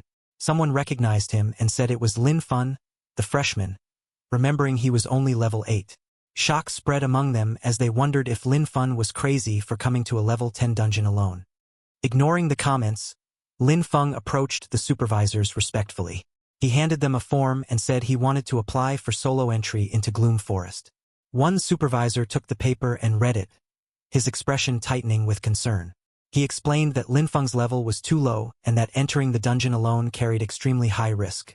Lin Fun held up the form with a bright smile and said that, according to academy regulations, any student had the right to apply for dungeon entry. He politely asked the supervisor to allow it. As he spoke, Vera appeared behind him. The supervisor stared at her in shock, his eyes widening as he immediately recognized her. Before he could say more, Vera quickly stepped forward, put a finger to her lips, and signaled him to stay quiet. The supervisor then took a breath, corrected his posture, and acknowledged that the regulations were indeed true. He wished Lin Fun good luck and told him to act within his ability. He warned that if Lin Fun couldn't win against the dungeon monsters, he must retreat immediately. Then Lin Fun walked toward the entrance area. A group of older students watched him move forward. One frowned and asked if Lin Fun was actually an idiot. They whispered among themselves, saying he was nothing more than newly recruited cannon fodder. They insisted he couldn't compare to elite students like them. Another student looked toward the glowing dungeon portal and spoke with cold amusement, saying it would be better if Lin Fun died inside. Having such a useless junior, he muttered, only brought embarrassment to their esteemed Darren Academy. Inside the level 10 dungeon, Gloom Forest, a pack of blue wolf-like monsters rushed forward. Their red eyes glowed fiercely as they lunged at the intruder. Lin Fun stood calmly before them and called out to his undead companions, telling Hai and Yuye to clear the way. He ordered the others to follow closely behind and push straight through so they could complete the dungeon quickly. A flash of bright blue light erupted ahead. Hey, covered in glowing markings and swirling energy, charged at the monsters. His movements were lightning fast as he trapped all the wolves in water bubbles. Behind him, Ui appeared clad in dark armor, his body enveloped in a black aura. He swung his weapon fiercely as the wolves lunged at him, but none could slow him down. Soon, their bodies fell lifeless to the ground. Lin Fun approached the corpses. Purple energy began to swirl around his hand as he activated his Necromancer undead summoning power. In a cold, steady voice, he commanded the fallen beasts to rise and serve as his warriors. A small glowing creature appeared beside him, its body shaped like a cute dog. A blue panel identified it as a Cobalt undead. Deeper inside the dungeon, the largest chamber opened before Lin Fun. A towering monster stood there, the Shadowfall Cobalt Chieftain, level 12. The creature was massive, with long claws, sharp fangs, and red streaks of energy coursing across its body. Lin Fun looked up at the boss monster without a trace of fear. He placed one hand in his pocket and spoke casually, remarking that this was the final boss, but it didn't seem like much. It seemed this dungeon wasn't anything special either. Lin Fun yawned lazily and told his undead team to go straight for the target, as if the final boss wasn't even worth his effort. Ahead of him, the massive Shadowfall Cobalt Chieftain raised its glowing weapon high into the air.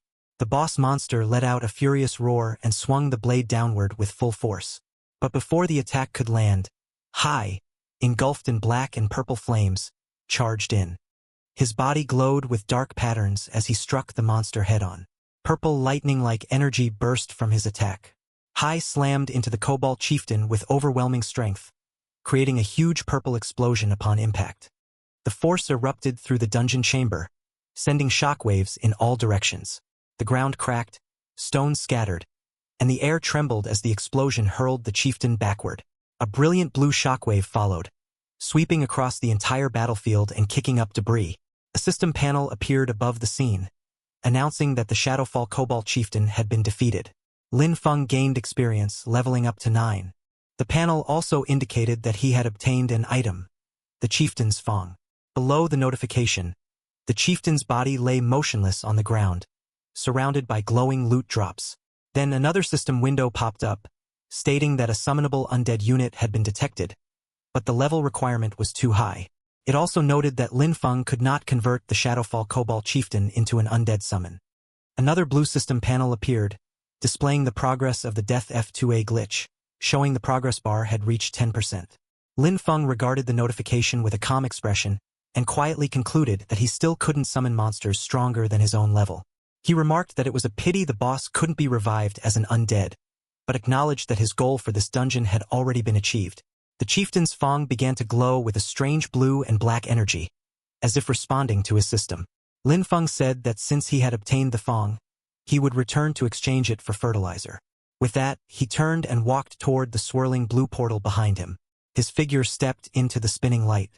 As he exited the dungeon, outside the entrance to the level 10 dungeon, Gloom Forest, a group of people waited near the glowing portal, standing on the sandy ground as Lin Feng returned from within. At the Academy's exchange station, an officer called Vera Lord asked if they really had to follow the rules and exchange the item for Lin Feng. He explained that the front lines were in a state of emergency and that their combat class resources had already been allocated, but Vera calmly reassured him. She said it wasn't a combat resource at all. It was simply soil fertilizer intended for nature-type classes. Upon hearing this, the officer in the suit confirmed they had plenty of that in stock. As he spoke, a system window appeared, displaying the updated dungeon record for Gloom Forest. It showed that the solo first clear had been achieved by Lin Feng, who received an SSS rating. He was awarded a special reward, 1 heroic spirit fragment. Just as the message appeared, Lin Feng stepped through the glowing portal wearing a relaxed expression, as if he had merely taken a stroll rather than cleared a dungeon alone. Nearby students stared in shock. One girl exclaimed that the heroic spirit fragment was a rare treasure capable of strengthening someone's soul origin and enhancing their class potential. She couldn't believe he had obtained such a legendary reward. Several boys erupted in anger. One accused Lin Feng of cheating. Another insisted he must have used illegal items or exploited a dungeon bug. More voices joined the crowd, demanding a thorough investigation and calling for all his rewards to be revoked, especially the heroic spirit fragment. Others shouted that he didn't deserve it. Standing behind them, Vera touched her lips with a thoughtful smile. She quietly admitted that she had expected Lin Feng to fight through the dungeon at least a few times. She hadn't imagined he would clear it on his very first attempt. Surrounded by students and instructors, Lin Feng faced the angry crowd confronting him directly. With a weary expression, he asked who he had managed to offend this time. At the entrance to the level 10 dungeon, Gloom Forest, everyone was eyeing Lin Feng with suspicious looks. He honestly couldn't understand why people always acted like this. He was just a farmer who enjoyed farming. What was so wrong with that? Calmly, he stepped forward and told the teacher that, according to Academy rules, he was there to exchange his rewards for resources. Before the teacher could reply, a guard behind him sneered, claiming Lin Feng's rewards had been obtained illicitly and should be confiscated. The teacher immediately denied this, stating the rewards were issued directly by the dungeon system and that the Academy had no authority to seize them. The man was clearly dissatisfied and said he was willing to initiate a resource wager instead. Several others nearby showed interest, clearly having waited for an opportunity like this. Lin Feng asked what a resource wager involved. The man explained it was a winner-takes-all bet where the victor would claim both parties' rewards while the loser would lose everything. Someone else added it would be a dungeon speedrun supervised by Academy teachers to see who could clear it faster. The teacher turned to Lin Feng and asked if he was willing to accept the wager. Lin Feng thought for a moment before saying there was no benefit for him and that it sounded boring. He asked why he should even bother. Hearing this, the man grew visibly frustrated. Gritting his teeth, he said he would add a lamp of nature blueprint to the wager. At that, Lin Feng fell silent. Vera immediately leaned in and whispered urgently that he absolutely had to get that blueprint. She explained the lamp of nature was a growth-type magic tool exclusive to the nature department. A blueprint could only be used once, making it extremely rare. Its effects included significantly shortening crop growth cycles without any side effects, making it the perfect tool for someone who truly loved farming. After hearing this, Lin Feng could no longer resist the offer. Seeing his reaction, the man smirked and stepped closer, mockingly asking if the hillbilly was done thinking and whether he dared to accept the bet. Meanwhile, unseen by Lin Fong, messages flashed on the man's communicator. One reported that Lin Fong had emerged from the dungeon. Another message instructed him to stall Lin Fong at all costs. When the man asked what to do if Lin Fong ignored him, the reply was clear. Use resources to bait him, putting the Lamp of Nature blueprint on the line. The man hesitated briefly, noting that the blueprint was the foundation of his family's rise, but eventually agreed to proceed. Meanwhile, Lin Fong carefully considered his options. He knew he couldn't reveal his necromancer abilities. However, if it was just a speed run with a supervising teacher, he figured he could hide most of it without much trouble. More importantly, the Lamp of Nature was simply too valuable to pass up. For what he planned next, it was a perfect fit that would greatly accelerate his progress. With that thought in mind, his decision was made. Lin Fong finally nodded and said he accepted. The other man immediately burst out laughing, saying it was perfect. He added that, with a teacher supervising, Lin Fong would be exposed very soon. Shortly after, they entered the level 10 dungeon, Gloom Forest, through the portal. As they stepped inside, the supervising teacher turned to Lin Fong and asked how he had managed to clear the dungeon earlier. Lin Fong calmly replied that he would simply show his strength. As he spoke, a swirling green aura began spreading from his hands. He then called out for his farm hands to come forth. In the next moment, numerous figures appeared behind him. They were all summons, and the scene was undeniably striking. The teacher was slightly taken aback. The summoning speed was incredibly fast, and the quality of the summoned troops was exceptionally high. From the teacher's perspective, this was a perfect chance to observe exactly how Lin Fong had managed to solo clear the dungeon. Even he couldn't help but feel excited as the dense green aura filled the surroundings and plant-based summons continued to form one after another. Then Lin Fong issued a simple command, ordering them to attack with full force. Almost immediately, monsters began rushing toward them. The plant summons surged forward, unleashing their power and crushing the incoming wolves one after another. Green explosions erupted everywhere as the monsters were completely wiped out. The scale of destruction was overwhelming, yet it conveniently helped Lin Fong keep his true secrets hidden. The summons didn't stop there. They pressed onward, unleashing even more magic and leaving no monsters alive in their wake. Watching this, the teacher couldn't hide his shock. He realized it had taken less than a minute to completely wipe out a Cobalt Patrol squad of the same level. The power on display was terrifying. He couldn't help but wonder if this was the result of a special class. Lin Fong then calmly reported that the Cobalt Patrol squad had been cleared and that they were moving on to the boss room. As they advanced deeper, a dark aura began spreading through the forest. From within it, an even more sinister presence emerged, roaring as it appeared. Lin Fong remained calm and gave another order, telling Z to raise the shield and advance, while the others followed closely behind. He added that if any kobolds attempted to flank them, they were to strike without mercy. Once again, green energy surged forward in powerful waves, repeatedly obliterating the monsters in their path. When the boss monster finally launched a massive attack, the summons braced themselves. Since they were formed from aura, the damage they sustained was minimal. They immediately counterattacked. Their combined strike sent the monster flying backward, crashing into the surroundings and filling the area with debris, smoke, and chaos. The teacher was completely shaken. In his mind, he felt that someone with this level of combat potential absolutely had to be reported to the principal immediately. Not a single second could be wasted. The boss monster lay smashed into the ground as green aura continued to surge around Lin Fong. Slowly, the aura began to fade, but the monster remained motionless. The dungeon was clearly about to enter the reward phase. Yet, the teacher was still struggling to process what he had just witnessed. Lin Fong calmly asked whether he had proven himself now. The teacher answered without hesitation, saying there was no doubt about it and that Lin Fong had more than proven himself. After that, they began heading back. As they walked, the teacher noticed that Lin Fong was not following him out of the dungeon and asked if he was staying behind. Lin Fong replied that having the teacher verify things was already enough. He added that the scenery inside the dungeon was actually quite nice and that he wanted to look around a bit more. The teacher nodded, waved, and said he would head out first. He reminded Lin Fong that the dungeon would reset half an hour after being cleared and told him to keep an eye on the time. As soon as the teacher disappeared through the portal, Lin Fong turned and walked straight toward the fallen boss. He thought about how his level hadn't been high enough earlier, then decided to try again. Dark energy gathered as he activated his ability once more. With a firm command, he ordered the monster to rise. From the shadows, the same boss slowly stood back up, now reborn under his control. Lin Feng had gained a new and incredibly powerful summon. Soon after, he exited the dungeon. At the entrance, the students who had doubted him earlier stared in shock.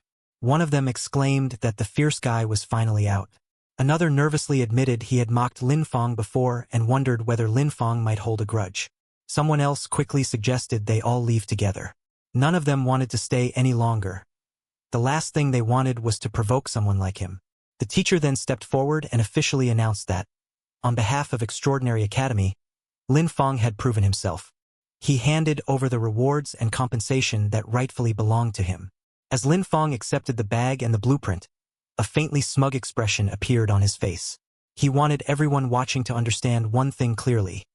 This was not someone to mess with. Inside, he felt genuinely satisfied. Vera then explained that after the administrator came out to testify, the guy who had challenged him realized he was in the wrong, dropped the items, and ran off without another word. Lin Feng glanced at the rewards and immediately focused on what mattered most to him.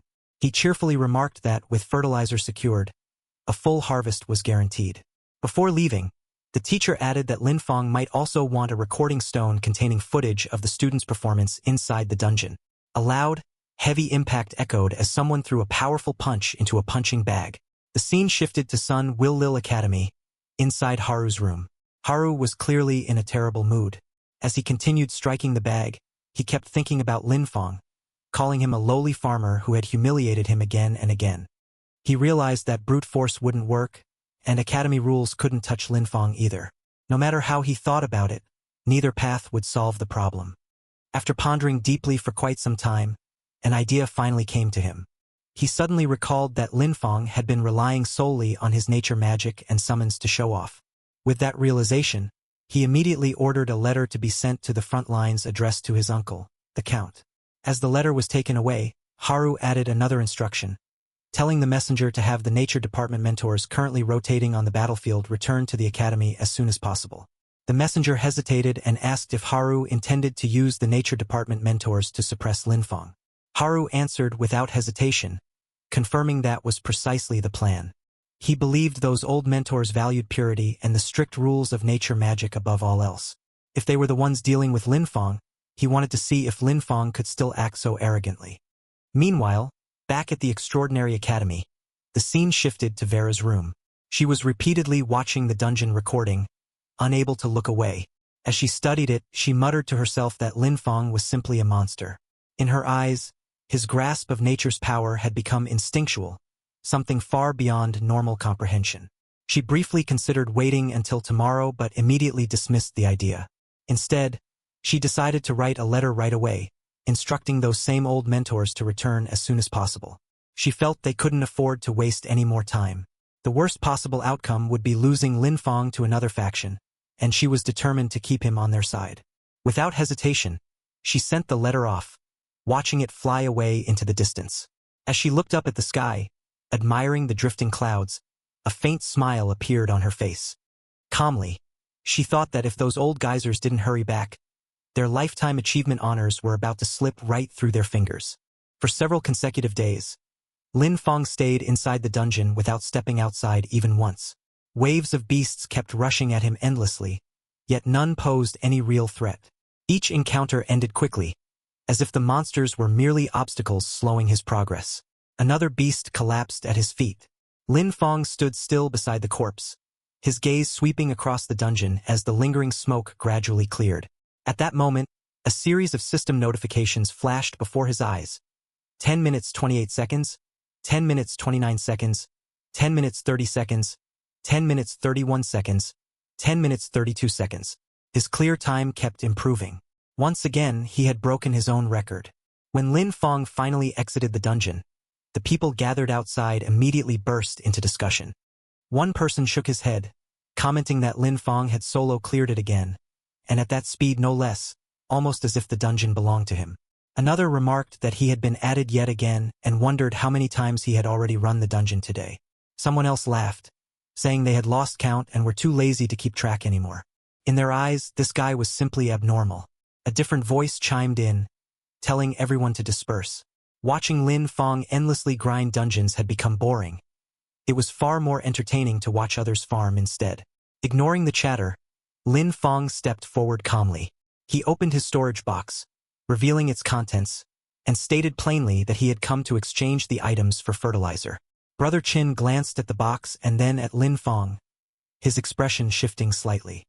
He said that student Lin Fong had already accumulated enough credit to qualify for a promotion. Remaining in the lower academy, he added, no longer held much value for him. Brother Chin suggested that Lin Fong apply to advance to the upper academy. Lin Fong considered it briefly before nodding. He agreed to the promotion. Brother Chun then began explaining the structure of the Extraordinary Academy. It was divided into upper and lower tiers. The lower academy focused on nurturing foundational talent, much like the current Storm Academy. The upper academy, however, was different. It gathered the elite selected from all the lower tiers. That was where true talents converged. He went on to explain that once Lin Fong entered Suha Academy, the exchange options available to him would increase drastically. Whether in quality or variety, the rewards there were on an entirely different level compared to the lower academy. In his eyes, Suha Academy was precisely where someone of Lin Fong's caliber belonged. Lin Fong quietly absorbed the words Suha Academy, the upper academy. The name echoed in his thoughts as he weighed the implications. After giving it proper consideration, he nodded in understanding and expressed his gratitude to the instructor. Not long after, Lin Fong stepped into the academy's mission hall. His voice was calm and direct as he stated that he had come to apply for promotion to Suha Academy. The receptionist asked for his name, affiliated department, and credit voucher. Lin Fong presented his identity card. A moment later, his information appeared clearly. Name, Lin Fong. Department, Nature Department. Affiliation, Storm Academy. Current credits, 30, 135. The hall fell into a brief silence. Someone muttered in disbelief that he actually possessed over 30,000 credits. Another person suddenly recalled that Lin Fong was the well-known figure who had relentlessly farmed the Gloom Forest. A third voice wondered aloud just how many times he must have entered that place to accumulate such an amount. After a short verification, the receptionist confirmed that his credits were valid. She then handed Lin Fong a scroll, explaining that it was his promotion mission. Once he completed the task and passed the assessment, he would officially be recognized as a student of Suha Academy. Lin Fong accepted the scroll and then inquired whether a promotion would allow him to exchange credits for gold-grade supplies. The woman beside the desk nodded and explained that, as a Storm Academy affiliate, he was currently restricted to bronze and silver-grade exchanges. However, upon successful promotion, his access would extend to gold-grade and even platinum-grade rare resources. Lin Fong thanked her sincerely and began to leave. Even as he walked away, the eyes in the mission hall remained fixed on him. As he departed, he casually mentioned that he planned to head toward the defensive line outside the city to search for something. Since the area was near the manor, it shouldn't be too difficult. Still, before that, there was one item he needed to acquire first. While moving through the academy grounds, a senior stopped him to offer a reminder. Although the Lamp of Nature was only rated silver grade, its effects were in no way inferior to those of gold-grade artifacts. He warned Lin Fong to take proper care of it and to ensure it was never contaminated by necrotic energy. Lin Fong responded confidently that he would be careful and thanked the senior for the advice. Once alone again, he glanced around and pressed forward. Lost in thought, a strange idea surfaced. The description stated that the Lamp of Nature must never be exposed to necrotic energy. Yet, for reasons he couldn't explain, he felt an unusually strong urge to test that very condition. He finally decided to act. Lin Fong activated the artifact and simultaneously summoned his necrotic beings. The moment their undead aura surged forth, the lamp reacted violently. Before his eyes, its form shifted, the gentle natural glow twisting and darkening. Lin Fong immediately realized what had happened. The Lamp of Nature had changed directly, transforming from a nature-aligned artifact into an undead-type item. Intrigued, he continued his experiments. Dense waves of aura and energy radiated outward, filling the surrounding space. Lin Fong remained seated, watching intently and analyzing every fluctuation without missing a single detail. After some time, a thought occurred to him. Fortunately, the lamp was sentient. This realization brought him relief. By channeling nature-type energy into it, the transformation could be reversed. Otherwise, explaining this anomaly would have been impossible. Later, outside the city at Lin Feng's farm, he brought the lamp with him and placed it above the fields.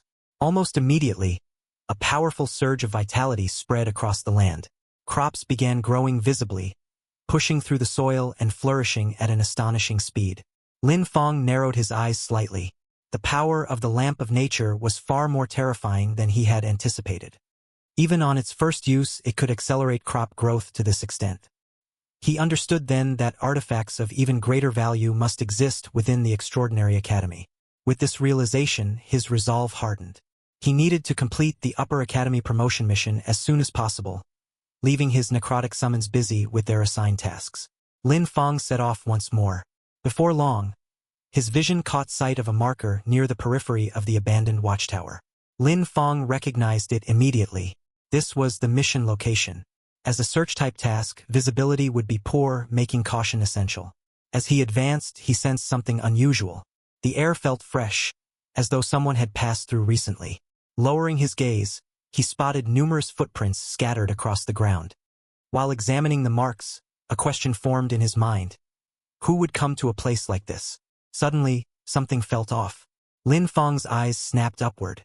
Several figures were nearby. One of them urged the others to hurry, saying the young master had ordered them to secure the item before Lin Feng arrived and deliberately sabotage his mission.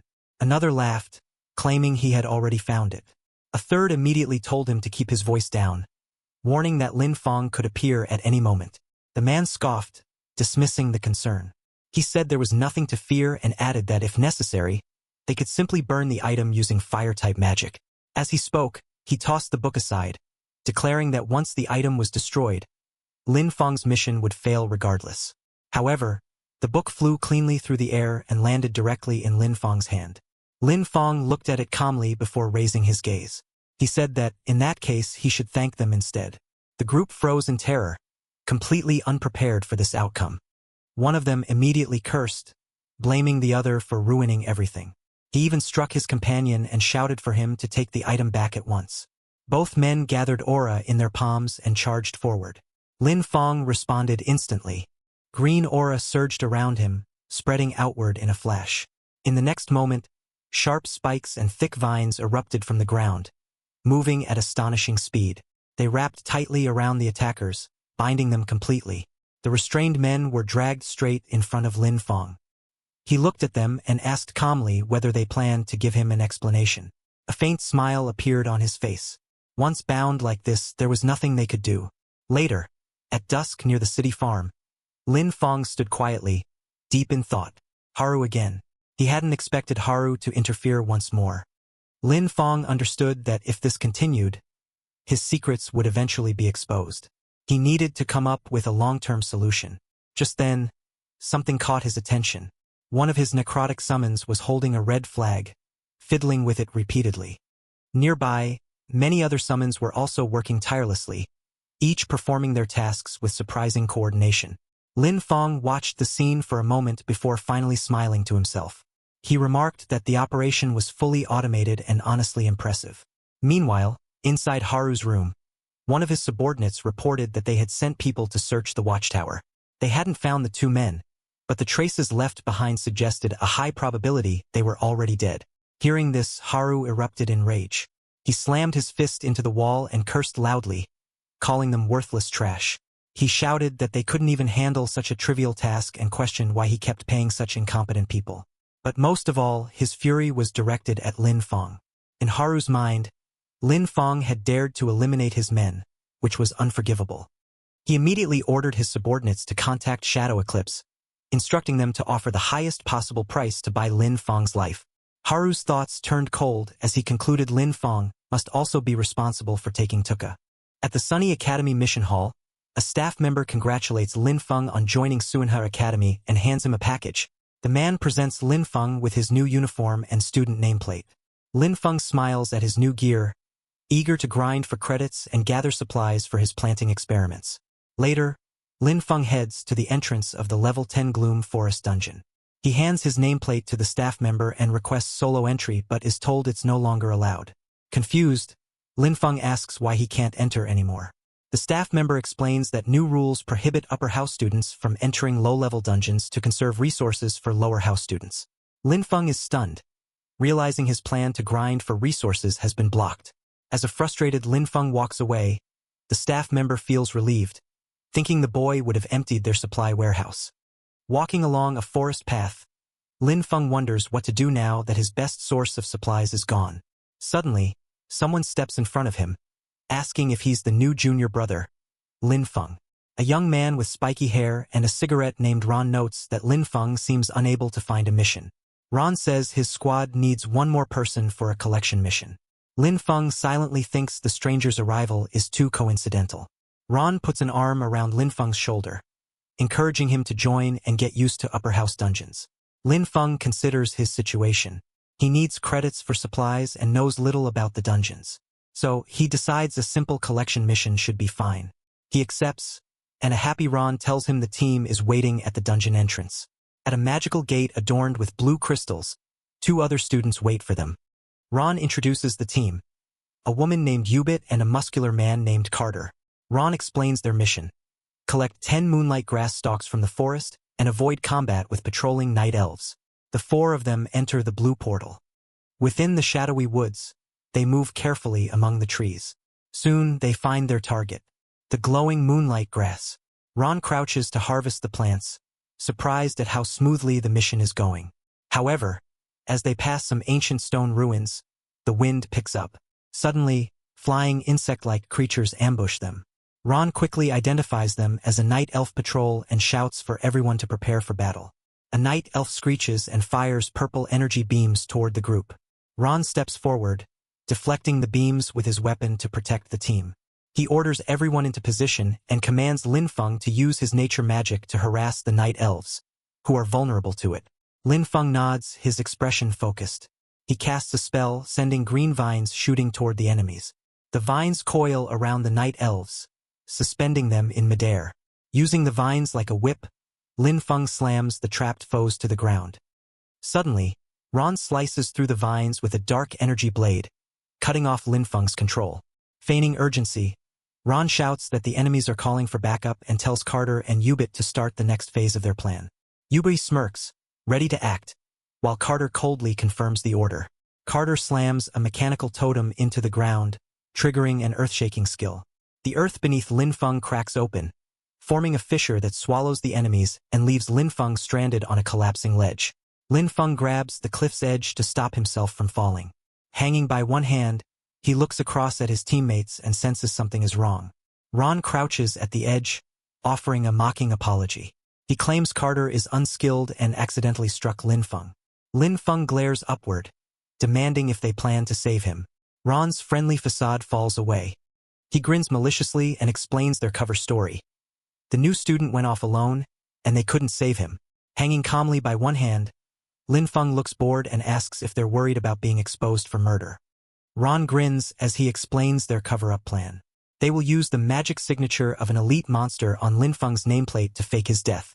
Linfeng nods and asks if there's any other way someone might discover what really happened. Ron arrogantly assures him they've done this many times before and that he should trust their professional standards. Linfeng replies that he understands. Without hesitation, Linfeng releases his grip on the cliff and falls backward into the chasm, his posture relaxed. Ron laughs, assuming Linfeng jumped to die quickly and avoid torture, but his laughter abruptly stops when he sees Linfeng halt midair. Surrounded by dark energy, Linfeng asks if they are ready. With half his face in shadow, he declares it's time for them to face his legion. Panic grips Ron, Yub, and Carter as the situation flips. They find themselves surrounded by massive figures. Hai Xiao, Yuya, and the Cobalt Undead, all towering over them. Yuya playfully forms a heart shape with its hands before unleashing a massive energy explosion. Terrified, Ron stammers, realizing Linfeng is a necromancer, a class that shouldn't even exist. Linfeng stands unharmed and asks if Ron has any last words. Overwhelmed, Ron drops to his knees, blaming Haru for orchestrating everything, claiming no personal grudge, and begging for mercy. Linfeng coldly notes that Ron isn't sorry. He's just afraid to die. Desperate, Ron offers to testify that Haru was involved in Tuka's death. Lin Feng asks if he knows Tuka. Confused, Ron asks who that is, clearly clueless. Seeing Ron's nervous expression, Lin Feng realizes he's just a pawn with no useful information. Losing interest, Lin Feng stands and coldly orders his undead legion to bury them. Just before a massive magical explosion obliterates the traitors, Lin Feng plugs his ears. Moments later, the three lie motionless. Ron curses Lin Feng, wishing him a terrible death. Unfazed, Lin Feng steps on Ron's face and remarks that his good days are only just beginning. Using his Necromancer power, he commands the bodies to rise. Purple flame engulfs the corpses, turning them into armored undead warriors who kneel before Lin Feng. Lin Feng observes his new servants, wondering if human undead have higher intelligence than monster ones. He picks up their broken nameplates, noting the recording mechanisms are destroyed, and decides to report their deaths as accidents. He walks toward the blue portal to leave the dungeon, but when he reaches for the portal, an invisible barrier blocks him. Confused about why he can't exit, he receives a system notification saying an item, Regret of the Past, has activated. The exit is sealed until the dungeon is cleared, and all attributes inside are boosted by 200%. As Lin Feng processes this, dark energy swirls in the forest behind him. Heavy hooves shake the ground. Lin Feng turns, his face full of shock. A massive armored knight on a dark warhorse, surrounded by purple lightning, blocks his path with a dangerous aura. As Lin Feng watches the new figure preparing a massive attack, he suddenly senses that something serious is about to happen. Without hesitation, he summons his undead, confident it won't be too difficult to handle. He commands them to attack. The undead charge forward at incredible speed as the horse-like figure readies its weapon. However, the undead are slightly faster and strike first, delivering one powerful blow after another. The horse-mounted figure struggles to defend itself, and soon the horse becomes frightened, causing the rider to fall off. The undead immediately follow up with a relentless flurry of attacks, continuously damaging the fallen figure. Lin Feng casually eats a banana while observing the battle. He notes that this time, the undead seem to possess more instinct and can even coordinate with each other. Still, something feels off. As the attacks continue to rain down, the fallen figure can hardly believe what's happening. He asks why Lin Feng is able to wield the power of death. Lin Feng watches silently at first, then laughs and smiles, saying that he wouldn't understand. He then orders his undead to bury the fallen enemy. The undead intensify their assault, and the enemy finally collapses. Another massive area-wide attack follows. A status appears, showing that the area is clear and progress has reached 50%. Lin Feng comments that it's actually a dual boss system dungeon and realizes he must push deeper inside. At the core of the gloomy forest, massive weed-like mushrooms grow everywhere, even wrapping around the trees. Lin Feng enjoys the eerie scenery as he moves forward. Suddenly, he senses something is wrong. A huge aura erupts as a hidden area reveals itself. From within, another figure emerges, surrounded by an overwhelming aura.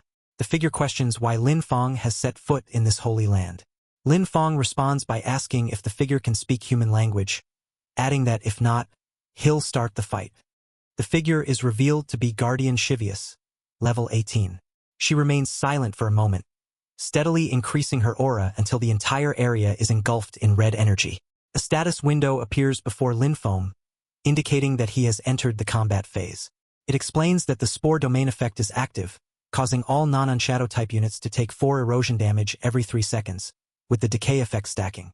It also notes that because Lin Feng has the stacked effect Regret of the Past, his undead units regenerate 1 mana per second.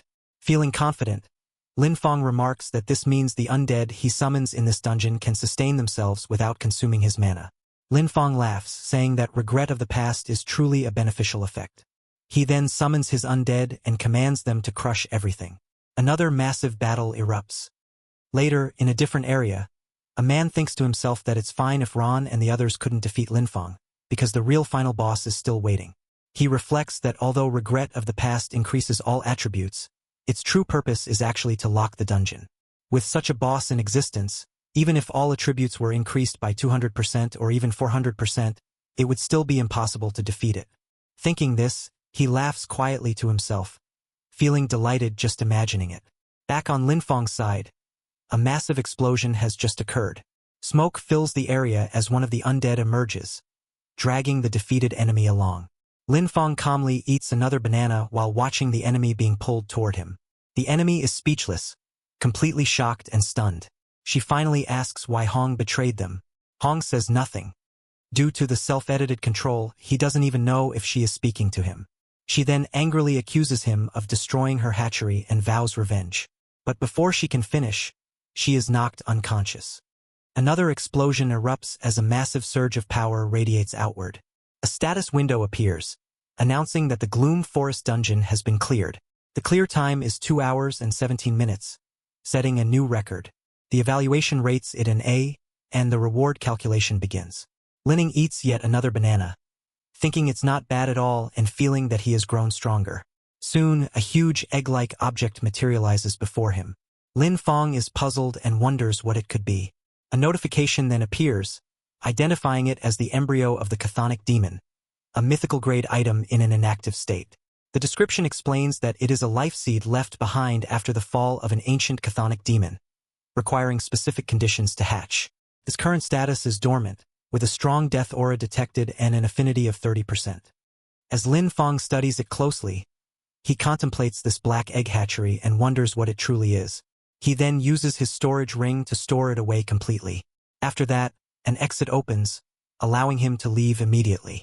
However, before departing, Lin Feng glances around one last time at the Lady Demon's body. He thinks that converting a level 18 boss into an undead would consume a great deal of power, but once converted, it should be at least on the same level as Xia. With that in mind, he issues the command to arise. Soon, the Lady Demon rises and becomes part of his undead legion. She then declares that she is the Death Executioner. Hearing this, Lin Feng is quite shocked. He says it can actually speak and then asks if it can talk. She responds again, stating that she is the Death Executioner. Lin Feng replies, Yeah, I know that already, and tries to clarify what he means, but she once again repeats that she is the Death Executioner. Lin Feng falls silent for a moment, utterly confused. Then she repeats the same words once more, saying, She is the Death Executioner. Lin Feng finally gives up and tells her to forget it and stop talking, insisting he doesn't want to hear anything more. Later, outside the entrance to the Gloom Forest dungeon, Lin Feng steps out of the portal. Guards and staff members are already gathered there. One of them is visibly shocked and says this is impossible. Another asks how Lin Feng could have solo-cleared Gloom Forest. Someone else adds that this dungeon often causes even 5-man squads to wipe. Another staff member steps forward and asks Lin Feng why he came out alone and where the students Ron, Carter, and URR. Lin Feng explains that while gathering moonlight grass, they were attacked by a massive group of night elves and unfortunately got separated. He says he barely managed to escape deeper into the dungeon, accidentally triggered the boss fight, and narrowly survived to clear it and come out. As for the 3 of them, he says the outlook doesn't look good. The staff members discuss among themselves and conclude that the magical power signatures do match those of night elves.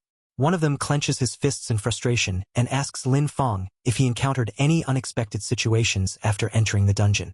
Lin Feng replies that after entering, he gained an effect called Regret of the Past. The staff member is shocked and immediately asks if Lin Feng has made any enemies recently.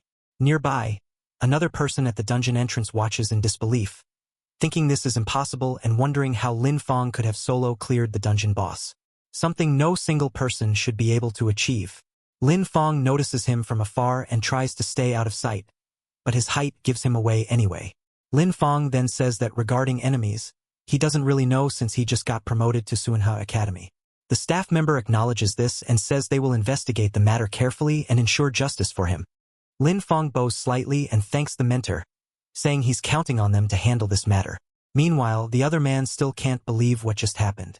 As Lin Feng turns to leave, he quietly thinks about how he'll send his undead after the one who tried to take him down.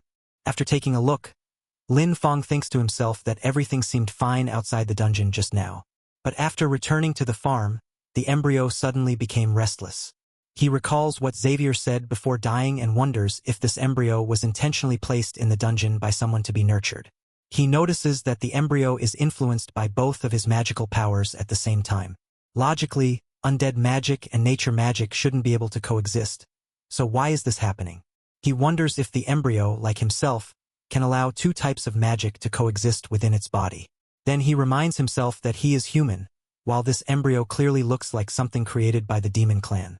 He concludes there is only one way to find out. Changing into fresh clothes, he heads to the principal's office. After knocking, a voice from inside tells him to come in. The man inside notices him and says that student Lin Fong hasn't rested yet, even at this late hour. Lin Fong shows him the embryo and says it's hard to explain, so the principal should just see it for himself. The principal examines it carefully and asks where Lin Fong found it. Lin Fong explains it was inside the Shadowwoods dungeon, dropped after he killed the final boss. At first, he thought it was just a normal drop item, but something felt off. The principal immediately recognizes it and says it is the embryo of a Thonic demon. There can be no mistake. He realizes the demon clan managed to bypass their detection and directly enter the dungeon to cultivate such a thing. Lin Fong repeats the term, Thonic demon, in surprise, and the principal begins to explain further. He says that the Thonic demon is one of the demon clan's units that uses humans as food. By preying on humans, they gain immense strength, and some can even cross space itself. He continues by explaining that, conventionally, a Type 4 Bloodcaven Lord is capable of this. These Thonic demons, which gain the ability to cross space, use dungeon mechanics to plant seeds or embryos. They depend on adventurers' battles, deaths, and magical fluctuations as nutrients to incubate silently. Once the embryo matures, it breaks through the dungeon and descends into reality. The principal adds that this particular embryo has only just entered its growth phase. Had it remained inside the dungeon absorbing nutrients, it would have hatched within at most half a year. After hatching, it would become an extremely powerful Thonic demon.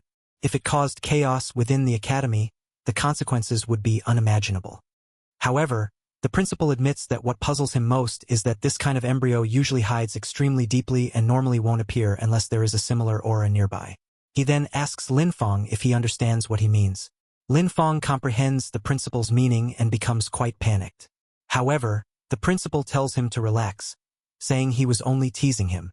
He explains that Lin Fong has done a service by handing over the embryo and, both reasonably and emotionally, he has no intention of doing anything to him. He adds that everyone has secrets, and the Academy respects that as long as Lin Fong does not harm the Academy or cross the boundaries of humanity. The Academy is willing to give geniuses space to grow. The principal then says he only needs one promise. No matter what power Lin Fong possesses, he must remember that he is a student of Suanha Academy and a member of the human faction. Lin Fong bows slightly and says he will keep it in mind. The principal pats him and says, "Good job." After that, he takes out an item and explains that it is a territory banner. He says it is both a reward for handing over the embryo and an investment in Lin Fong's potential. He explains that once planted on the land, Lin Fong will be able to activate a primary territory barrier with a radius of 500 meters, and it can even enable some degree of terrain modification. Lin Fong visibly brightens upon hearing this. He remarks that such abundant law powers are exactly what his farm needs. The principal then tells him that if there's nothing else, he should return and rest, and that he will send someone to handle the matter. Lin Fong responds respectfully, saying he understands. Just as Lin Fong is about to leave, the principal adds one more thing. He mentions that in 3 days, there will be a freshman exchange meeting in the Academy auditorium and suggests Lin Fong attend to meet some peers. He also notes that a mentor from the nature department named Su submitted a very interesting topic before heading to the front lines. A topic about plant cultivation and hybridization. The term, hybridization breeding, immediately grabs Lin Fong's attention. As he considers it, he realizes that previously he had merely been gluing undead and plants together. But what if he fully hybridized them instead? Later, back at the farm, he plants the territory banner and surveys the area. He observes that after using the banner, the concentration of nature magic in the vicinity is clearly increasing. However, the issue of undead and hybridization still feels extremely challenging. Suddenly, he senses something and looks around, wondering if something has happened on Savius's side. Elsewhere, a worn-out man mutters to himself that the pressure is unbearable and that he can't even handle a brat who was just promoted. He thinks he can't wait any longer. He also worries that investigators at Suanha Academy may have already uncovered clues. If they find out that Tuka was taken down by him, it will cause huge trouble. Later, he enters another secret room. Deep below, a massive demon lies. Standing before it, he performs a ritual and calls out Haru's name. The demon replies, asking why Haru has disturbed him when he had already said not to come unless it was something important. Haru immediately kneels and prays, addressing him as the Great Galadiosa and seeking guidance. He explains that an anomaly named Linfong is destroying his sewing plane and asks how he should eliminate him. The demon snorts, calling Linfong an anomaly, and says that those who foolishly try to change fate will eventually be punished by it. He declares that he will send someone to deal with him. Haru quickly thanks the Great Galadiosa and urges him to act swiftly, expressing his concern.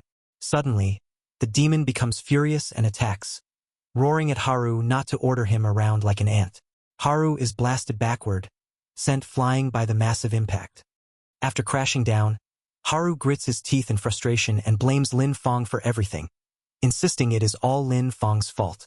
Later, at the freshman exchange meeting in the academy auditorium, a large crowd has gathered. Linfong is also present, sitting quietly. He mentally complains that it's so boring and that he shouldn't have listened to the principal's nonsense. He thinks that the time spent at this event would have been better used researching hybridization back at the farm. Still, he admits to himself that the food here actually tastes pretty good. Suddenly, a guy approaches and calls out to student Linfong.